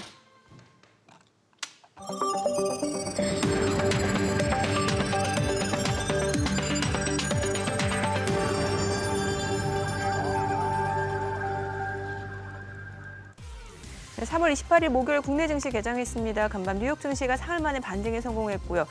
특히 S&P 500은 또다시 사상 최고치를 기록하는 모습이었습니다. 이제 이번 주 후반에 2월달 개인 소비 지출 PCE 발표를 앞두고 있는 상황에서 경계심도 있습니다만 전반적으로 시장에 대한 낙관적인 기대감도 상당히 큰 것 같습니다. 그 가운데 어제 국내 증시 같은 경우는 이제 반도체 관련주들의 강세가 좀 이어지는 상황이었는데 간밤 엔비디아 주가가 좀 떨어진 만큼 또 오늘 국내 증시에서 반도체 관련주들 어떤 행보를 보여주는지 좀 체크를 해보도록 하겠습니다. 먼저 지수부터 좀 확인해 볼게요. 코스피가 지금 약보합권이네요. 2,753포인트, 코스닥은 0.2% 소폭 상승합니다. 913포인트입니다. 양시장 보합권이고요. 시가총액 상위 종목 시초가 보겠습니다. 삼성전자가 지금 소폭 내림세 약보합으로 79,600원, 그리고 SK하이닉스가 0.8% 떨어집니다. 179,600원이고 LG에너지솔루션 0.3% 올라갑니다. 415,500원이고요. 삼성바이오로직스가 0.8% 떨어집니다. 829,000원. 삼성전자 우선주가 약보합 66,700원이고요.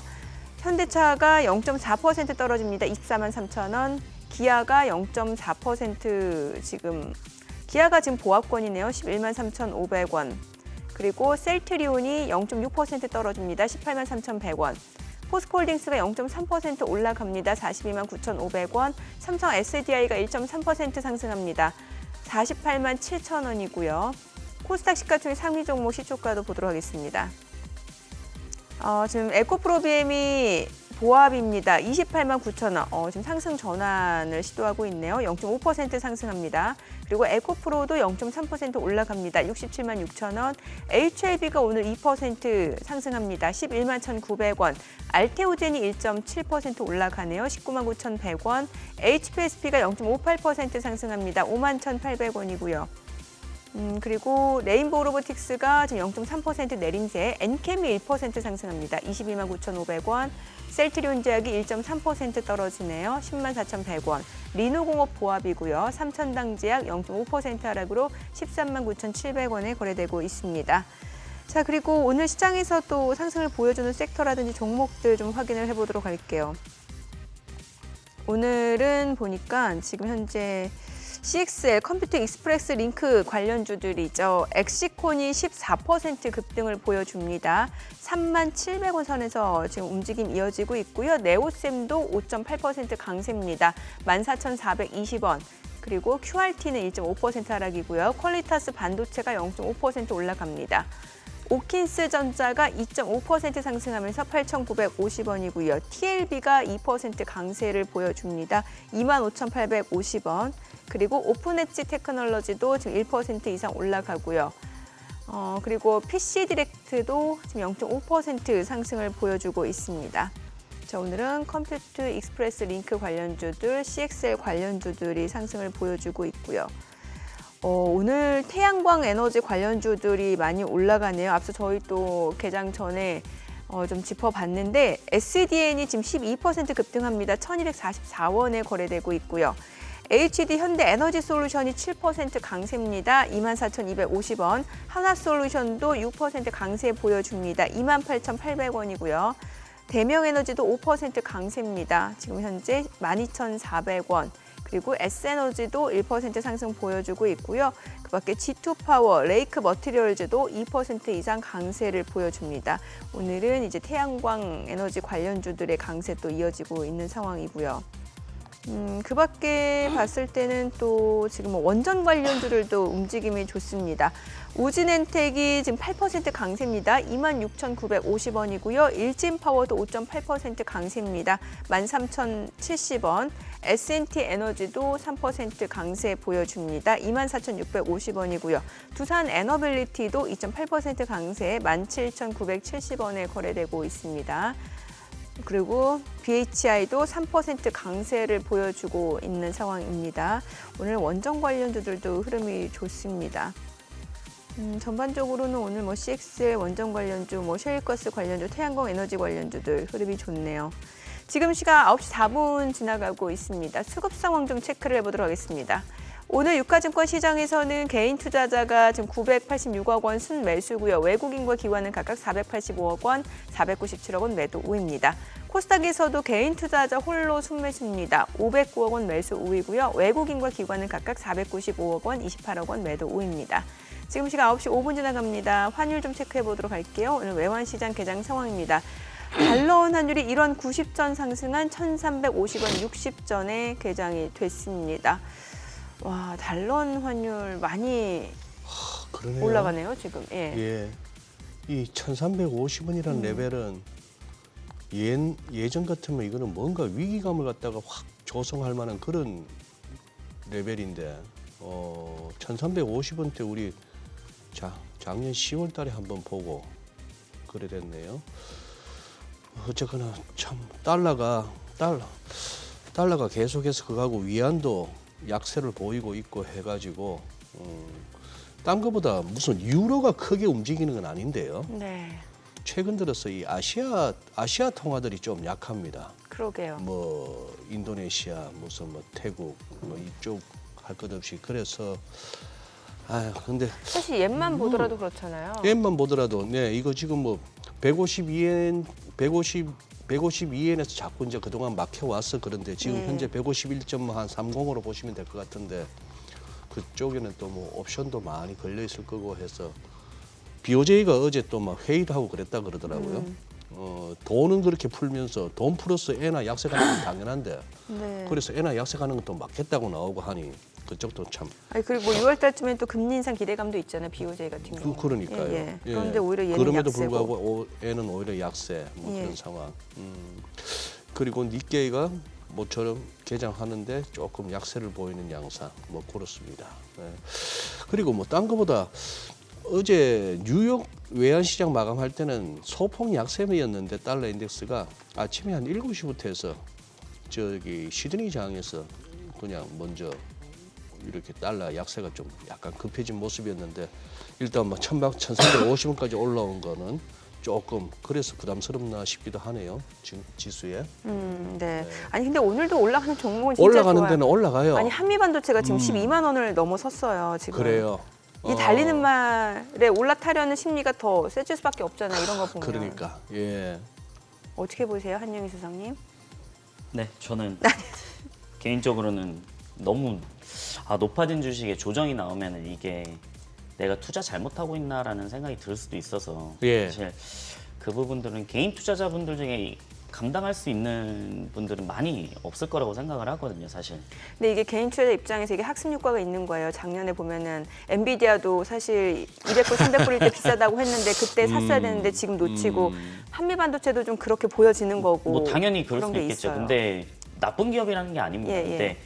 근데 중간에 엔비디아가 조정 없이 그렇게 계속 간 건 아니었거든요. 그럼요. 네, 조정도 있었습니다. 근데 과연 그때를 잘 버틸 수 있느냐가 이제 문제인 거죠. 그래서 저는 물론 한미반도체 굉장히 TC본딩에서는 이제 독점이다 거의 뭐 독점이다 보니까 예. 그래도 기술력이 뛰어난 거는 압니다. 근데 그래도 조금 멘탈적으로는 조심해서 나쁘진 않지 않을까라는 생각을 좀 하고 있고 그다음에 아까 말씀드린 것처럼 오늘 이제 태양광이라든지 원전이 좀 상승하고 있는데 이게 사실 어떻게 보면은 계속 좀 투자 아이디어를 가져가시면 되거든요. 이게 네. 미국 쪽에서 어떤 특정한 이슈가 나왔다라고 하면은 우리나라도 이제 영향을 받을 가능성이 굉장히 높습니다. 이거. 네네. 그래서 어제 원자력이 오늘 오르는 이유는 뭐냐면 이제 미국 에너지부에서 원자력 발전소 재가동 위해 가지고 이제 조건부 대출을 약속을 한 부분들도 있거든요. 그래서 뉴스케일 파워가 이제 38% 올라갔던 거는 뉴스케일 파워도 원전을 하지만 이제 SMR 쪽이다 보니까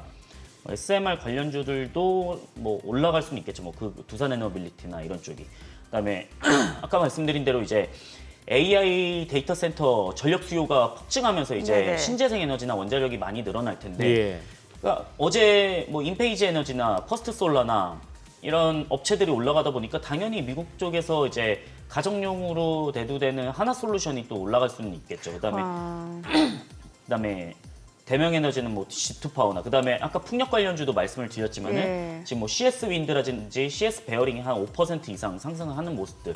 어제 그 풍력 발전 관련주들도 굉장히 상승하는 모습들을 나타내긴 했었거든요. 네. 그래서 이런 것들을 한번 투자 아이디어를 계속 참고하시는 게 어떨까라고 말씀드리고 싶습니다. 이제 이쪽으로 좀 관심을 가져봐도 좋다. 이거는 좀 장기적으로 보셔야 되고요. 너무 사실 저는 하나솔루션 같은 경우는 주가 보면은 예전에 사셨던 분들은 엄청 마음고생 심하셨을 것 같다는 생각 들거든요. 그렇죠. 하나솔루션이 그 퍼스트 솔라랑 예전에는 네네, 다른 네. 길을 좀 걷기는 했었거든요. 근데 제가 왜 장기적으로 봐야 되냐라고 말씀을 좀 드리냐면은 이게 IRA, AMPC를 보조금을 받으면서 물론 받을 겁니다. 받으면서 이제 실적이 점차적으로 이제 올라가는 모습들은 보여질 텐데 그 금액이 계속 다운되는 금액은 아니고 계속 상승하는 금액들이거든요. 그렇기 때문에 저는 IRA가 이제 시간이 가면 갈수록 중국과의 장벽이 더 많이 늘어납니다. 그래서 뭐 신장 위구르 해서 이제 불법으로 좀 고용자들을 어떻게 해가지고 그 부분들도 관세를 다 막아버리고 하다 보니까 그러면은 중국 내 싼 태양광 업체들 모듈 같은 경우에는 이제 퍼스트 솔라나 하나솔루션이 쓸 가능성이 좀 높겠죠. 그 부분들을 한번 보시면 좋을 것 같다는 말씀드리겠습니다. 지금 태양광 관련해서 하나 이렇게 소개해드릴 만한 기사는 어제 제닛 옐런 미국 재무장관이 두 차례에 걸쳐서 이렇게 좀 비슷한 의견을 제시했네요. 조지아주의 그 써니바라는 그 태양광 모듈 업체 여기 중국 물량 공세에 거의 뭐 완전 문 닫을 뻔했다가 네. 이제 IRA 그 보조금 지원받고 다시 문연 기업인데 거기 가서 한 얘기가 어쨌거나 중국의 생산 과잉이 국제 가격과 생산 질서 왜곡하고 있다 하면서 비판하는데 저 4월에 중국 방문하나 봐요. 가서 좀 문제 얘기를 할 것 같아요. 전기차, 태양광, 배터리 이쪽에 대해서 중국 정부가 이렇게까지 보조금을 갖다가 막대하게 지급하는 것은 좀 문제가 있다 하는 얘기고 저녁에 또 뭐 MBC하고 인터뷰까지도 했네요. 세계 어느 나라도 중국과 같이 자신들이 우선순위를 두는 산업에 보조금 제공하지는 않는다 이런 식으로 나왔는데 그렇다면 지금 뭐 우리 한 대표 말씀하신 우리도 요 태양광 쪽 요쪽은 한번 관심 있게 한번 쳐다볼 만합니다. 일단 중국 쪽을 한번 압박하겠다는 거 아니에요? 그렇죠. 중국 쪽 압박해가지고 일단은 뭐 중국이나 아니 미국이나 지금 유럽 같은 경우에 중국하고 이제 감싸할 계획을 많이 하고 있기 때문에 여기 지금 옐런 장관도 철광, 알루미늄을 예로 들면서 과거에 중국이 그렇게 대거 막 물량 공세 나오니까 전 세계적으로 이쪽 업계가 뭐 죽을 지경이 됐는데 같은 연장선상에서 본다면은 아까 비아디 걱정을 하셨습니다만 우리가 뭐 비아디 저가 공세로 뭐 영업이익이 줄고 안 줄고는 그거는 비아디 사정이니까 중요하지 않은데 저렇게 막 찍어내면은 막 찍어내고 막 전 세계적으로 풀리면은 물론 우리나라에도 이렇게 유튜브 보다 보면은 뭐 중국산 전기차 몰다 보니 이런저런 불편함이 있어요, 이런저런 결함이 있어요 하는 컨텐츠가 많이 올라오긴 합니다만 문제는 저렇게 막 밀고 들어온다는 거 아닙니까? 근데 관세를 올리면은 사실 관세를 가격적으로는 못하죠. 그래서 인도가 사실 대표적인 관세, 자동차에서는 관세가 그러니까 너무 심하거든요. 네. 그냥 뭐 100% 때려버리기 때문에 48,000달러짜리 생산한 거 보면은 이제 인도 가면 7만 달러 되거든요. 그거 앞에는 좀 장사가 없기 때문에 정부의 의지에 따라 좀 달려 있다라고 보시면 좀 좋을 것 같아요. 어제 바짝 올랐던 엔터주는 리포트 발입니까?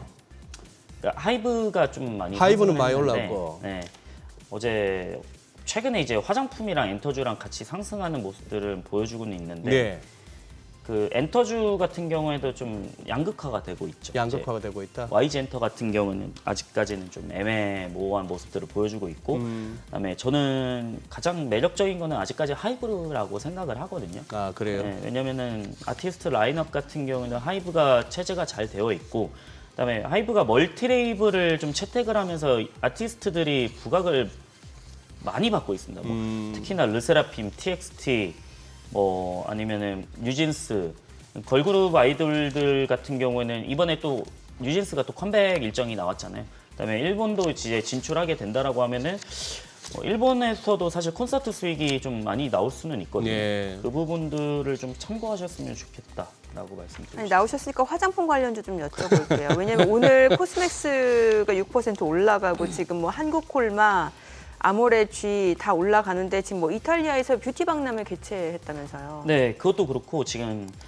K뷰티 수출액이 점차 늘어나고 있습니다. 네. 근데 역직구가 많이 흥행을 하고 있는 거죠. 역직구. 예전에는 프랑스 로레알이나 이런 업체들 거 우리나라에서는 정말 많이 있었잖아요. 네네. 근데 지금 올리브영 매출을 보시면 딱 답이 나옵니다. 올리브영 성장성을 보시면은 화장품은 답이 나오는데 오늘 아이패밀리SC 같은 경우 지금 7% 넘게 상승하고 있는데 여기는 이제 틴트로 유명한 롬앤을 좀 만들고는 있죠. 근데 그 롬앤 같은 경우에는 브랜드 로열티가 상당히 높거든요. 여성분들한테는. 예. 사실 틴트 발색이라든지 이런 부분이 상당히 잘 돼 있기 때문에 롬앤 브랜드도 사실 브랜드 로열티가 높아서 주가가 오늘 신고가를 좀 뚫는 모습들을 보여주고 있고, 그다음에 저는 이제 좀 주목하고 있는 건 이제 파마리서치랑 VT 이렇게 두 가지인데 저는 VT 어제도 쓰고 왔습니다, 밤에. 리드샷인데 저는 이거 효과 제대로 있다라고 생각을 하거든요. 원래 피부 좋으시잖아요. 근데 이게 시카 마이크로니들인데 그러니까 그냥 그렇다는 의견도 있어요. 그렇죠. 근데 일단 저는 올리브영이 지금 국내 뷰티 시장에서는 그래도 1위이지 않습니까? 유통에서는. 근데 거기서 랭킹 보시면은 VT가 1위입니다. 근데 작년에 얼마 전에 VT가 주가가 한 20% 하락한 적이 있었어요. 네. 근데 그때 루머가 한번 쭉 돌았어요. 분식회계 의혹이 있다. 근데 그래요? 이번에 사업 보고서 낸 거 보면은 감사의견 적정 받았고요. 그다음에 강조사항 항목에도 지적 없었고요. 지적사항 없었고, 그다음에 10년 동안 감사의견 적정 받아왔거든요. 파마리서치도 사실 리쥬란 때문에 수출이 많이 늘어나고 있습니다. 특히나 이제 뭐 태국 쪽에서 좀 많이 신흥 시장이 개화가 되고 있고, 저는 화장품 중에서는 지금 중소형 업체인데 네네. 중소형 업체 중에 지금 아이패밀리SC나 아니면은 뭐 실리콘투는 이제 그 코리안닷컴이라고 해서 이제 역직구 수출 플랫폼을 운영을 하고 있고, 그다음에 클리오, 그다음에 에이블 CNC, 토니모리는 좀 많이 상승을 하긴 했다. 그래서 저는 로열티 있는 거, 지금 VT 같은 경우는 거의 제가 봤을 때 그때 어제 확인했을 때는 시가총액이 지금 6,500억 정도는 되거든요. 근데 이번 연도 컨센 기준이 한 영업이익이 780억 정도 나옵니다. 그러면 다른 화장품 업체 대비해서는 밸류가 그렇게 비싼 건 아니라고 생각을 하거든요. 그렇기 때문에 한번 파마리서치랑 VT 한번 주목해 보시면 어떨까? 효과는 좋습니다. 300샷은 못 써봤습니다. 아파가지고. 100샷을 쓰고 있습니다. 아직까지. 저도 한번 써봐야겠네요. 오늘 들으신 내용과 관련해서 더 많은 주식 정보 원하시는 분들은요. 카카오톡 채널에서 크존 검색하시거나 크존 앱에서 확인해 보실 수 있으니까요. 참고해 보시기 바랍니다.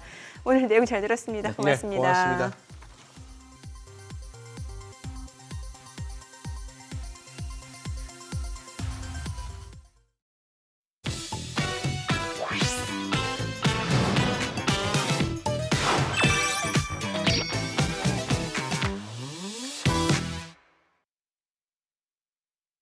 요즘 시장에서 가장 핫한 재테크 정보 남들은 어떻게 하는지 궁금하셨죠? 손에 잡히는 재테크에서 꽉꽉 채워 알려드립니다. 네, 오늘은 박민아 재무설계사님 전화 연결되어 있습니다. 안녕하세요. 안녕하세요. 안녕하세요. 네, 오늘 가져오신 소식 어떤 내용인가요? 네, 고금리 장기화의 카드사들이 잇따라 카드 구조 조정에 나서면서 알짜 카드가 갈수록 줄고 있습니다. 이럴 때일수록 자신의 소비 성향에 맞는 카드를 재설계할 필요가 있는데요. 오늘은 금융 소비자들을 위한 카드 짠테크 방법을 소개해드리도록 하겠습니다. 네, 뭐 사실 요즘 날씨 이제 많이 좋아지면서 해외여행 준비하는 사람들 늘어나고 있는데 덕분에 무료 환전 서비스를 제공하는 신용카드들 굉장히 인기라면서요. 네, 최근 해외여행을 떠날 때 환전이나 출금 수수료가 무료인 여행카드가 주목받고 있습니다. 지난달 말 가입자 400만 명을 돌파하며 대표적인 여행카드로 자리 잡은 하나카드의 트래블로그는 무료 환전과 해외 ATM 인출 수수료 무료 등의 혜택을 제공하고 있는데요.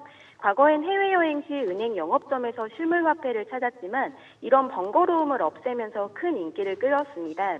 현재 세계 26종의 통화를 운영 중이지만 4월엔 41종으로 늘릴 계획이라고 합니다. 신한카드의 솔 트래블 체크카드도 비슷한 혜택을 제공하는데요.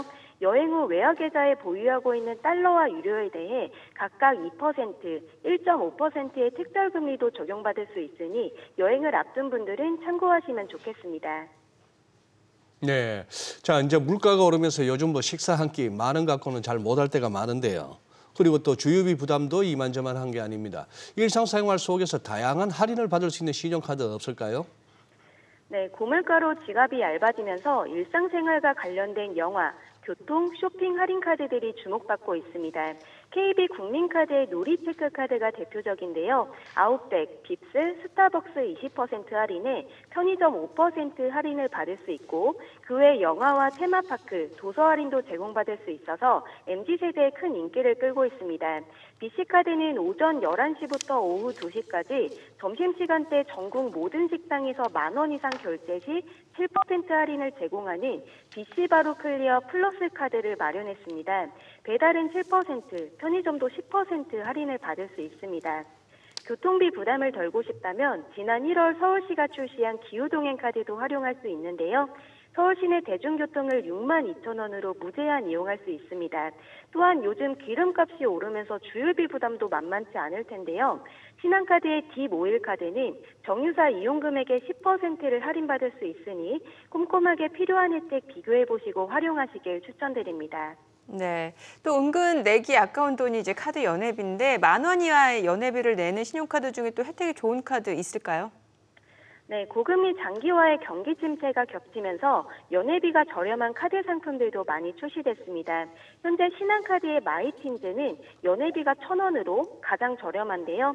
만 12세 이상 미성년 가족을 대상으로 발급되며 이용금액 구간별로 모바일 기프티콘을 발송합니다.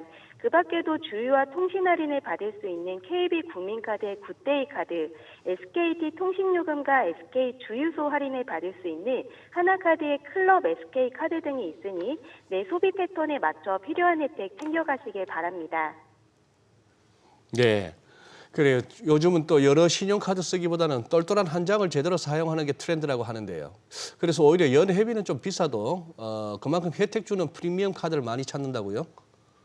네, 연회비 10만 원대부터 수백만 원대까지 프리미엄 카드를 사용하는 우량 고객을 모시기 위해 카드업계가 프리미엄 카드 상품을 강화하고 있습니다. 결제 금액이 크고 연체율이 낮은 우량 차주를 확보하면서 수익성을 제고하고 건전성 관리를 하기 위한 전략입니다. 우리카드는 최근 카드의 정석 디어 2종을 출시하여 쇼핑과 여행에 특화된 혜택을 제공하는데요. 카드의 정석 디어 2종의 연회비는 각각 15만 원, 10만 원입니다. 하나카드는 새로운 프리미엄 브랜드인 제이드를 론칭했고 연회비는 12만 원인데 매년 약 10만 원 상당의 바우처를 1회 제공한다고 합니다. 네, 오늘 내용 잘 들었습니다.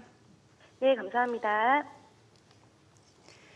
네, 얼마 전 기자회견에서 이제 방송인들이 굳은 표정으로 카메라에 쓰는 상황이 있었습니다. 지난해부터 줄곧 본인을 사칭하는 피싱 사기를 조심하라고 호소를 했지만 피해 규모가 점점 더 커지고 있기 때문이라고 합니다. 네. 그래서 결국 유명인들이 모여서 기자회견을 열었습니다. 도대체 무슨 일이 벌어지고 있고 피해자들이 법적으로 할 수 있는 일은 무엇인지 한번 살펴보겠습니다. 정현 변호사 자리였습니다. 안녕하세요. 어서 오세요. 지금 우리 방송인 송은희 씨, 또 아주 유명 강사로 또 요즘 유튜버 이렇게 활동으로. 유명세를 올리시는 또 김미경 씨 이런 분들 기자회견을 열었는데 이제 이들을 사칭한 리딩방이 성행하면서 피해액이 1조 원이 넘어갈 정도다 이런 말이 나오는데요. 네. 지금 무슨 일이 벌어지고 있는 겁니까? 지난 22일이었죠. 네. 김미경 강사라든지 방송인 송은희 씨, 황현희 씨 등이 모여서 기자회견을 열었습니다. 네. 결국 이들을 사칭한 불법 투자 광고가 온라인 플랫폼에서 굉장히 성행하면서 이것들에 대한 대책을 마련해 달라는 성명서를 발표하기 위함이었는데요. 네. 지난 하반기부터죠. 유명인들을 사칭한 불법 투자 광고가 굉장히 많이 눈에 띄는 상황들이 발생한 것입니다. 결국 페이스북이라든지 인스타그램, 유튜브라든지 우리가 흔히 알고 있는 여러 가지 플랫폼뿐만 예. 아니라 각종 웹사이트에도 유명인을 사칭한 불법 투자 광고를 굉장히 쉽게 볼 수가 있었는데 저만 하여도 마이크로소프트사의 뉴스 화면을 클릭하며 해당 불법 광고를 확인한 적도 있었습니다. 이들은요, 사칭 피해자들은 결국에 온라인 플랫폼 업체에게 강도 높은 대책을 좀 마련해달라 이렇게 요구를 하기도 하였고요. 정부에 대해서는 이거는 보이스피싱급 사기로 한번 치부를 해서 전담팀을 만들고 강력한 수사와 처벌을 좀 해달라라는 요청을 하기도 하였습니다. 이번 성명서에 이름을 올린 그 연예인들만 예. 100명이 넘으니까요. 성명서에 총 137명이 참여한 것으로 알려져 있습니다. 그만큼 피해자들이라는 뜻이겠죠. 사칭 피해자들. 네. 이게 참 AI 기술이 워낙 발전하다 보니까 안 그래도 우려했던 뭐 딥페이크잖아요. 네. 이거가 지금 악용이 되고 있는 거예요. 그래서 뭔가 좀 속이기 좋은 환경이 됐다라는 건데 이 사기 광고 올라오는 플랫폼의 당사자가 내가 아니다라고 좀 직접 연락을 하고 싶어도 이거 신고 자체가 쉽지 않다면서요. 네, 맞습니다. 이번 기자회견에서 방송인 황현희 씨의 이야기를 한번 예. 좀 눈여겨볼 필요가 있는데요. 네. 자신이 사칭 피해자라고 하면서 온라인 플랫폼에 신고를 하려고 했지만 유선상으로 접촉할 수 있는 고객센터도 없었다는 것이죠. 네. 그렇기 때문에 결국에는 이메일을 통해서 접수를 했지만 그 응답을 받는 데만도 며칠이 소요되었다라는 것이었습니다. 결국에는 온라인 플랫폼 업체에 신고를 해봤지만 별다른 뭐 조치를 뭐 강구받을 수 없었다 이런 결론이었는데 또 다른 분은 기자회견에서 더 높은 강도 높은 비판을 하기도 했었는데 결국은 플랫폼에서 광고비를 다 받는 것이 아니냐. 그럼 불법 광고를 통해서 광고비는 얻으면서 그 불법 광고를 뭐 차단하거나 삭제하거나 이런 조치에 대해서는 미흡한 것이 굉장히 불합리적이다라는 취지로 굉장히 강도 높은 비판을 하기도 했는데 실제로 이 온라인 플랫폼 같은 경우에는 인스타그램이나 페이스북은 메타 예. 회사로서 지금 우리가 해외에 본사가 있는 상황인 것이고 구글 코리아 같은 경우도 존재하지만 구글 본사는 또 미국에 있단 말이죠. 네. 이런 경우에서는 국내에서 대응할 수 있는 대응팀이라든지 고객센터가 거의 전무하다 이렇게 볼 수는 있을 것 같고요. 실제로 저도 사건을 진행하면서 뭐 몇 가지 사건을 좀 진행을 해봤지만 우리가 연락을 해보고 해도 개인정보를 알아내는데 어려움을 겪을 수밖에 없었거든요. 네. 실질적으로 플랫폼 업체들을 통해서 해결을 본질적으로 좀 해결하는 데는 좀 무리가 있는 상황인 것 같습니다. 그래요. 오늘 우리 정현 변호사 모처럼 나오셔가지고 아주 예민한 이슈를 건드리시는데 아마 우리 시청자 여러분들 많이 보실 겁니다. 이렇게 투자하시다 보면은 투자 관련 컨텐츠를 많이 보시고 그러면 또 알고리즘이 또 알아서 또 관련 영상이나 광고를 띄우지 않습니까? 손모가지 거는 것들은 전부 그거예요. 아니 저기 김미경 강사나 김영익 교수님이나 존니 대표나 이런 분이 뭐가 답답해서 거기 손모가지 걸어가면서 얼마짜리가 얼마 갑니다 이러면서 거기 회원 모집을 하고 있냐 말이죠. 근데 지금 이 문제는 이게 이 리딩방 사기가 워낙 고소득이다 보니까 돈이 많으면 또 꼬이는 게 또 조직폭력단입니다. 이 최근 추세가 이게 또 조폭도 개입한 투자 리딩방이 있다고요? 네, 맞습니다. 최근 경찰에서는 일부 조직폭력배 일당이 네. 비상장 주식 사기라든지 불법 리딩방을 운영하면서 불특정 다수들에게 굉장히 막대한 피해를 주고 있는 사례를 확인했다 이렇게 밝혔습니다. 지난해에도 서울청에서 밝힌 바에 따르면 조직폭력배 일당이 비상장 주식을 매입하게 되면 추후에 상장 시에 굉장히 큰 수익을 얻을 수 있다고 피해자들한테 속여서 예. 110억 원을 편취한 사례가 있었고요. 이 때문에 조직폭력배 일당 50명이 검거되고 이 중 10명이 구속되는 사례가 발생했던 적이 있었습니다. 결국에는 사회가 발전함에 따라서 조직폭력배의 범죄 유형도 변화하는 추세인 것 같은데요. 네. 최근 5년간 조직폭력배의 범죄 유형을 살펴보니까 폭력 행위로 인해서 범죄 행위를 저지르는 비율이 줄어들고 오히려 사행성 네. 그리고 경제 범죄의 비중이 늘어나는 뭐 추세를 보이고 있다고 하는데 결국에는 조직폭력배 같은 경우에는 세력이 굉장히 크고 자본력도 가지고 있는 경우가 많기 때문에 지금 이런 유명 연예인 사칭 광고도 결국엔 플랫폼에게 돈을 주고 광고를 의뢰해야 되는 것이기 때문에 이렇게 자본력을 갖추고 세력이 큰 조직폭력배가 개입할 경우에는 굉장히 많은 피해자들을 양산할 수 있다는 우려도 거의 제기되는 상황입니다. 그런데 이 리딩방이 무조건 다 불법은 아니라면서 뭔가 이게 불법과 합법 경계가 굉장히 모호하다면서요. 네, 맞습니다. 리딩방 자체가 불법은 아닙니다. 다만 리딩방을 불법적으로 운영하는 것이 문제인 것인데요. 네. 결국에는 유사투자 자문업으로 금융당국에 신고한 업체들 같은 경우는 리딩방을 운영할 수가 있고요. 해당 리딩방에서는 불특정 다수에게 투자 정보를 안내할 수도 있습니다. 다만 이 유사투자 자문업자들이 1대1로 투자 자문을 제공한다거나 아니면 수익성을 보장하고 손실을 보전해주겠다고 그 투자를 유인하는 것은 불법인데요. 결국에는 운영되는 주식 리딩방 안에서 불법적인 유인 행위가 있는 것을 확인하는 게 쉽지가 않다는 것이 금융당국의 설명입니다. 금감원에 집계한 통계에 따르면 최근 2년간 유사투자 자문업자들의 비율이 14%나 증가했다고 하거든요. 네. 그러니까는 이 유사투자 자문업자들이 증가한 만큼 리딩방 수도 늘어난 것이겠죠. 네. 해당 리딩방이 불법적으로 운영되는지를 어떻게 세밀하게 적발할지도 문제인 상황입니다. 그러니까요. 지금 숫자를 밝히셨습니다만 유사투자 자문업체 1월 말로 2,180개, 2,000개가 훌쩍 넘는데 우리 지금 흔히 하는 말로 코로나 팬데믹 기간 겪으면서 한 500만 정도로 알고 있던 우리 국내 개인 투자자가 한 1,500만 가까이 왔다는 거 아닙니까? 1,500만 다는 아니겠죠. 그중에 계좌가 중복되기도 하고 할 때 어쨌거나 1,000만이 훌쩍 넘으면은 이 정도 꼬이는 거는 맞아요. 그냥 편하게 그냥 이렇게 너도 모르고 나도 모르는 이 바닥에서 종목 찍어주겠다니까 얼마나 좋아요. 그래 되는데 이게 지금 계속 늘고 있어요.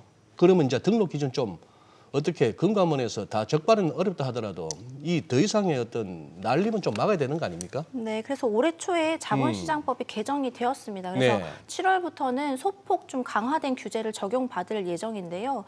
대표적으로는 유사투자 자문업자들은 이제 SNS나 오픈 채팅방, 유튜브 같이 쌍방향 소통이 가능한 채널에서는 네. 리딩방을 운영할 수가 없습니다, 유료로. 네. 그렇기 때문에 결국에는 정식으로 투자 자문업체에 등록한 자들만이 유료로 리딩방을 운영할 수가 있게 된 것인데 그 의미가 무엇이냐면 정식 투자 자문업자로 등록한 자들은 고객에게 설명 의무, 그다음에 적합성의 원칙에 따른 투자 권유, 그다음에 계약서 교부 의무와 같이 투자자 보호 의무를 게을리해서는 안 됩니다. 강력하고 굉장히 철저한 규제를 적용받는 업자들이라는 셈인 것인데요. 결국에는 유사투자 자문업자 같은 경우에는 본질적인 일, 그러니까 불특정 다수에게 투자 정보를 제공하는 일 외에는 예. 하지 말아라 이런 의미라고 볼 수가 있겠습니다. 따라서 유사투자 자문업자들은 수신인의 채팅이 가능한 방에서 투자 리딩방을 운영하는 것은 앞으로 금지될 예정이다. 이렇게 알고 계시면 될 것 같고요. 그래서 오픈 채팅방에서 예를 들어서 유사투자 자문업자가 만약에 리딩방을 해주고 있다. 이거는 예. 그 운영 자체가 이제는 불법이 되는 상황이 될 것 같습니다. 그리고 그 외에도 유사투자 자문업자들 같은 경우에는 이제 광고에 자신들이 투자 자문업자가 아니라 유사투자 자문업자임을 밝혀야 하고요. 그다음에 손실을 보전한다거나 이익을 보장하는 것은 역시 금지되어 있고 또 이들이 만약에 신고 규정 등을 위반해서 과징금이나 과태료 처분을 2회 이상 받았다면 금융당국이 이들의 등록을 직권으로 말소할 수 있도록 하였습니다. 사실 이 문제가 어제 오늘 문제는 아닌 것 같고 코로나19 팬데믹 이후 투자 자체가 굉장히 늘어나면서 이제 관련 사기도 많이 좀 늘어난 상황이고 또 실제로 유명인이 개입하지 않았는데도 이게 거짓으로 홍보되는 일이 많다고 하는데 이게 실제로 잡아도 처벌 자체가 좀 어렵다면서요. 네, 맞습니다. 일단은 유명인 사칭 광고 때문에 그 유명인들 자체가 자신들의 초상권이 도용된 만큼 네. 플랫폼 업체에 신고를 먼저 하시겠죠. 근데 예. 아까도 말씀드렸듯이 온라인 플랫폼 업체의 기반이 다 해외이기 때문에 국내에서 대응이 굉장히 쉽지가 않고 네. 즉각적인 조치가 이루어지지가 않고 있는 상황입니다. 때문에 방송통신위원회에다가 불법 광고를 신고해서 방통위에서 이를 심의한 다음에 플랫폼 업체들에게 시정 요구를 내릴 수는 있거든요. 그렇게 되면 삭제 조치라든지 차단 조치를 플랫폼 업체에서 해야만 하는 상황인데 만약에 즉각적으로 이걸 수용하지 않으면 시정 명령도 내릴 수가 있습니다. 그런데 우리가 불법 광고가 한 개가 유통되는 것이 아니고 굉장히 많은 불법 광고가 빠른 시일 내에 확산되고 있는 상황에서 방통위의 심의 의결만으로 이 문제를 해결할 수는 없겠죠. 따라서 법적으로 어떤 처벌이 가능한지 이렇게 문의를 하시는 분들이 있는데 결국엔 초상권이 침해되었다는 사실을 가지고 형사 고소를 할 수 있을 텐데 사실상 저로서는 어떻게 생각이 되냐면 그 피의자, 가해자를 특정하기조차 어렵다. 누가 그런 광고를 내보내고 있는지 그것들을 찾으려면 결국엔 그 광고를 의뢰한 개인정보를 알아내야 되는데 네. 이것은 결국엔 플랫폼 업체에서 이 개인정보를 제공해줘야 되는데 우리가 그럼 구글 본사라든지 네. 메타 본사에 이것들을 의뢰해서 광고 의뢰자가 누군지를 밝혀내야 되는 것이거든요. 근데 이걸 경찰에 고소했다고 한들 그 수사에 그 협조적이지 않은 태도를 볼 경우에 어떤 우리 딱히 이렇게 대응책이 없는 상황입니다. 그래서 이런 상황들을 고소를 한다고 하더라도 그 가해자를 찾아내는데 굉장히 어려움을 겪을 것으로 보이고, 그러니까 저는 잡기조차도 어렵겠다 이런 네. 생각이 좀 들거든요. 그래서 가령 잡는다고 해도 초상권을 도용해서 고소를 했다고 해서 그 처벌 수위도 굉장히 뭐 낮은 수준이다 이렇게 네. 보고 있습니다. 예, 지금 뭐 세상이 이렇게 됐으니까 결국은 안 당하는 게 순데 우리 그러게요. 정의원 변호사님 말씀을 들어보면은 그렇게 초상권 침해를 당하거나 사칭을 당한 분들이 제 주변에도 있거든요. 가까운 지인인데 나름대로 이 바닥에서 꽤나 알려진 분이고 잘해요. 그런데 벌써 한 6, 7개 정도가 그냥 뭐 카톡에 막 올라오는 거예요. 그 사진까지 도용하면서. 한번 메일을 보내봤더니만 답신이 어쩔 카카카카예요. 네가 어쩔 건데 이거예요. 뭐 그런 식이니까 우리가 안 당하는 수밖에 없는데 이건 진짜 질문 드리면서도 화가 나는 게, 자 이제 막상 사기 사건이 휘말리면 이것도 문제는 몇 번은 매겨줍니다. 몇 번은 매겨주다 보니까 야 이게 돈 되는구나 싶어서 점점 이제 들어가는 돈이 커지고 하다 보면 결국은 털리는데, 그동안 아끼고 모은 돈 모두 피해 입은 분들이 많은데 이 절박함을 이용해서 한 번 더 또 피해 주는 그런 어떤 케이스도 있다면서요. 네, 맞습니다.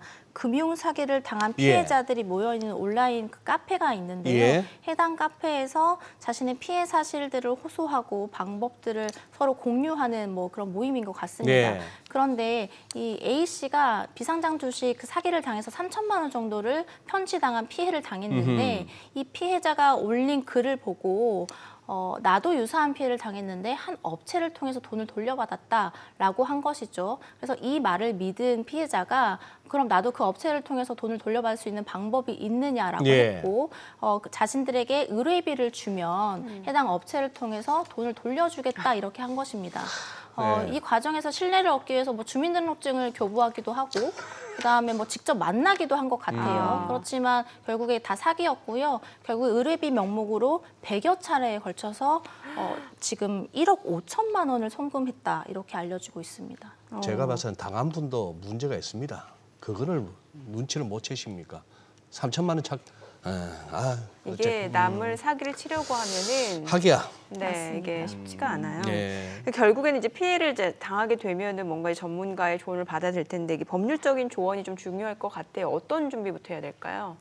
네, 일단은 자신이 피해자라는 것을 인지하는 게 먼저입니다. 네네네. 대부분의 사람들은 자신이 지금 피해를 당하고 있는지조차 모르는 경우가 그러니까 굉장히 그렇게 많거든요. 송금을 계속 했겠죠. 맞습니다. 예. 그래서 제가 여러 피해자들을 만나오면서 여러 가지 그 패턴을 확인한 결과 몇 가지 그 체크리스트를 네. 뽑을 수가 있었거든요. 예. 제가 그래서 이 방송에서 오늘 이 체크리스트를 보여드리는 이유는 자신이 피해자인지를 한번 확인해 보시고 만약에 피해자가 아닐지라도 추후 이런 상황이 처하게 되시면 네. 자신이 피해를 당할 수 있구나라고 인지하시길 바라는 마음에서 제가 체크리스트를 가지고 왔는데요. 일단은 성명 불상자가 보낸 문자 메시지 등을 통해서 어떤 주식 리딩방에 입장하신 분들, 그리고 주식 리딩방에 입장하면서 고급 정보나 기밀 정보를 제공을 약속받으신 분들, 그다음 투자 시에 원금을 보장해 준다거나 고수익을 보장해 주겠다는 말을 들으신 분들, 그다음에 투자 제한자의 인적 사항을 정확하게 모르시는 분들, 그리고 사설 거래 사이트를 이용해서 투자하시는 분들, 그다음에 뭐 투자금을 송금할 때 계좌 명의자가 투자 회사가 아니라 개인인 아하. 경우, 그다음에 입금 시 입금 계좌가 수시로 변경되는 경우, 그다음에 투자금보다 뭐 더 많은 돈을 뭐 이벤트 상으로 예치시켜 준다거나 하는 경우들, 그다음에 투자를 했는데 투자가 뭐 성공적이다 이런 말을 듣고 그럼 내가 투자금을 회수하겠다고 요청했을 때 추가로 증거금이나 송금료 등을 요구하는 경우, 뭐 이런 경우들이라면 지금 범죄의 피해자인 경우일 확률이 99%이시다 이렇게 생각하시면 되겠고요. 만약에 이렇게 자신이 금융 사기의 피해자가 되셨다 이러신 분들은 자신들이 불법 리딩방 업자들과 주고받았던 카카오톡 내역이라든지 문자 메시지, 그다음에 송금한 내역, 그다음에 송금한 계좌주와 계좌번호 등을 가지고 경찰에 고소를 즉각적으로 하시는 게 맞고요. 네. 다른 사설 업체를 통해서 돈을 찾아준다거나 피의자를 찾아주겠다고 하는 말에 속으시고 또 다른 돈을 보내셔도 안 되겠습니다. 네. 네, 알겠습니다. 오늘 내용 잘 들었습니다. 네, 고맙습니다. 고맙습니다. 네, 오늘 시장 자체는 좀 보합권, 약보합권이고 지금 메이저 수급 주체 외국인하고 기관이 오늘 좀 안 사주니까 또 사실 네, 시장 자체는 좀 방향 힘내기가 쉽진 않은 것 같네요. 네, 그러네요. 네. 좀 아쉬운 또 시장 흐름입니다. 자, 오늘 에너지 관련주들 그러면 또 좋아요. 그래요. 네. 저희 방송 중에 전해드린 내용과 관련해서 모든 투자 판단의 책임은 투자자분들께 있다는 점 알려드립니다. 네, 세상의 모든 돈 되는 정보 100분 머니쇼. 오늘은 여기서 인사드리겠습니다. 저희는 내일 오전 8시에 찾아뵙겠습니다. 고맙습니다.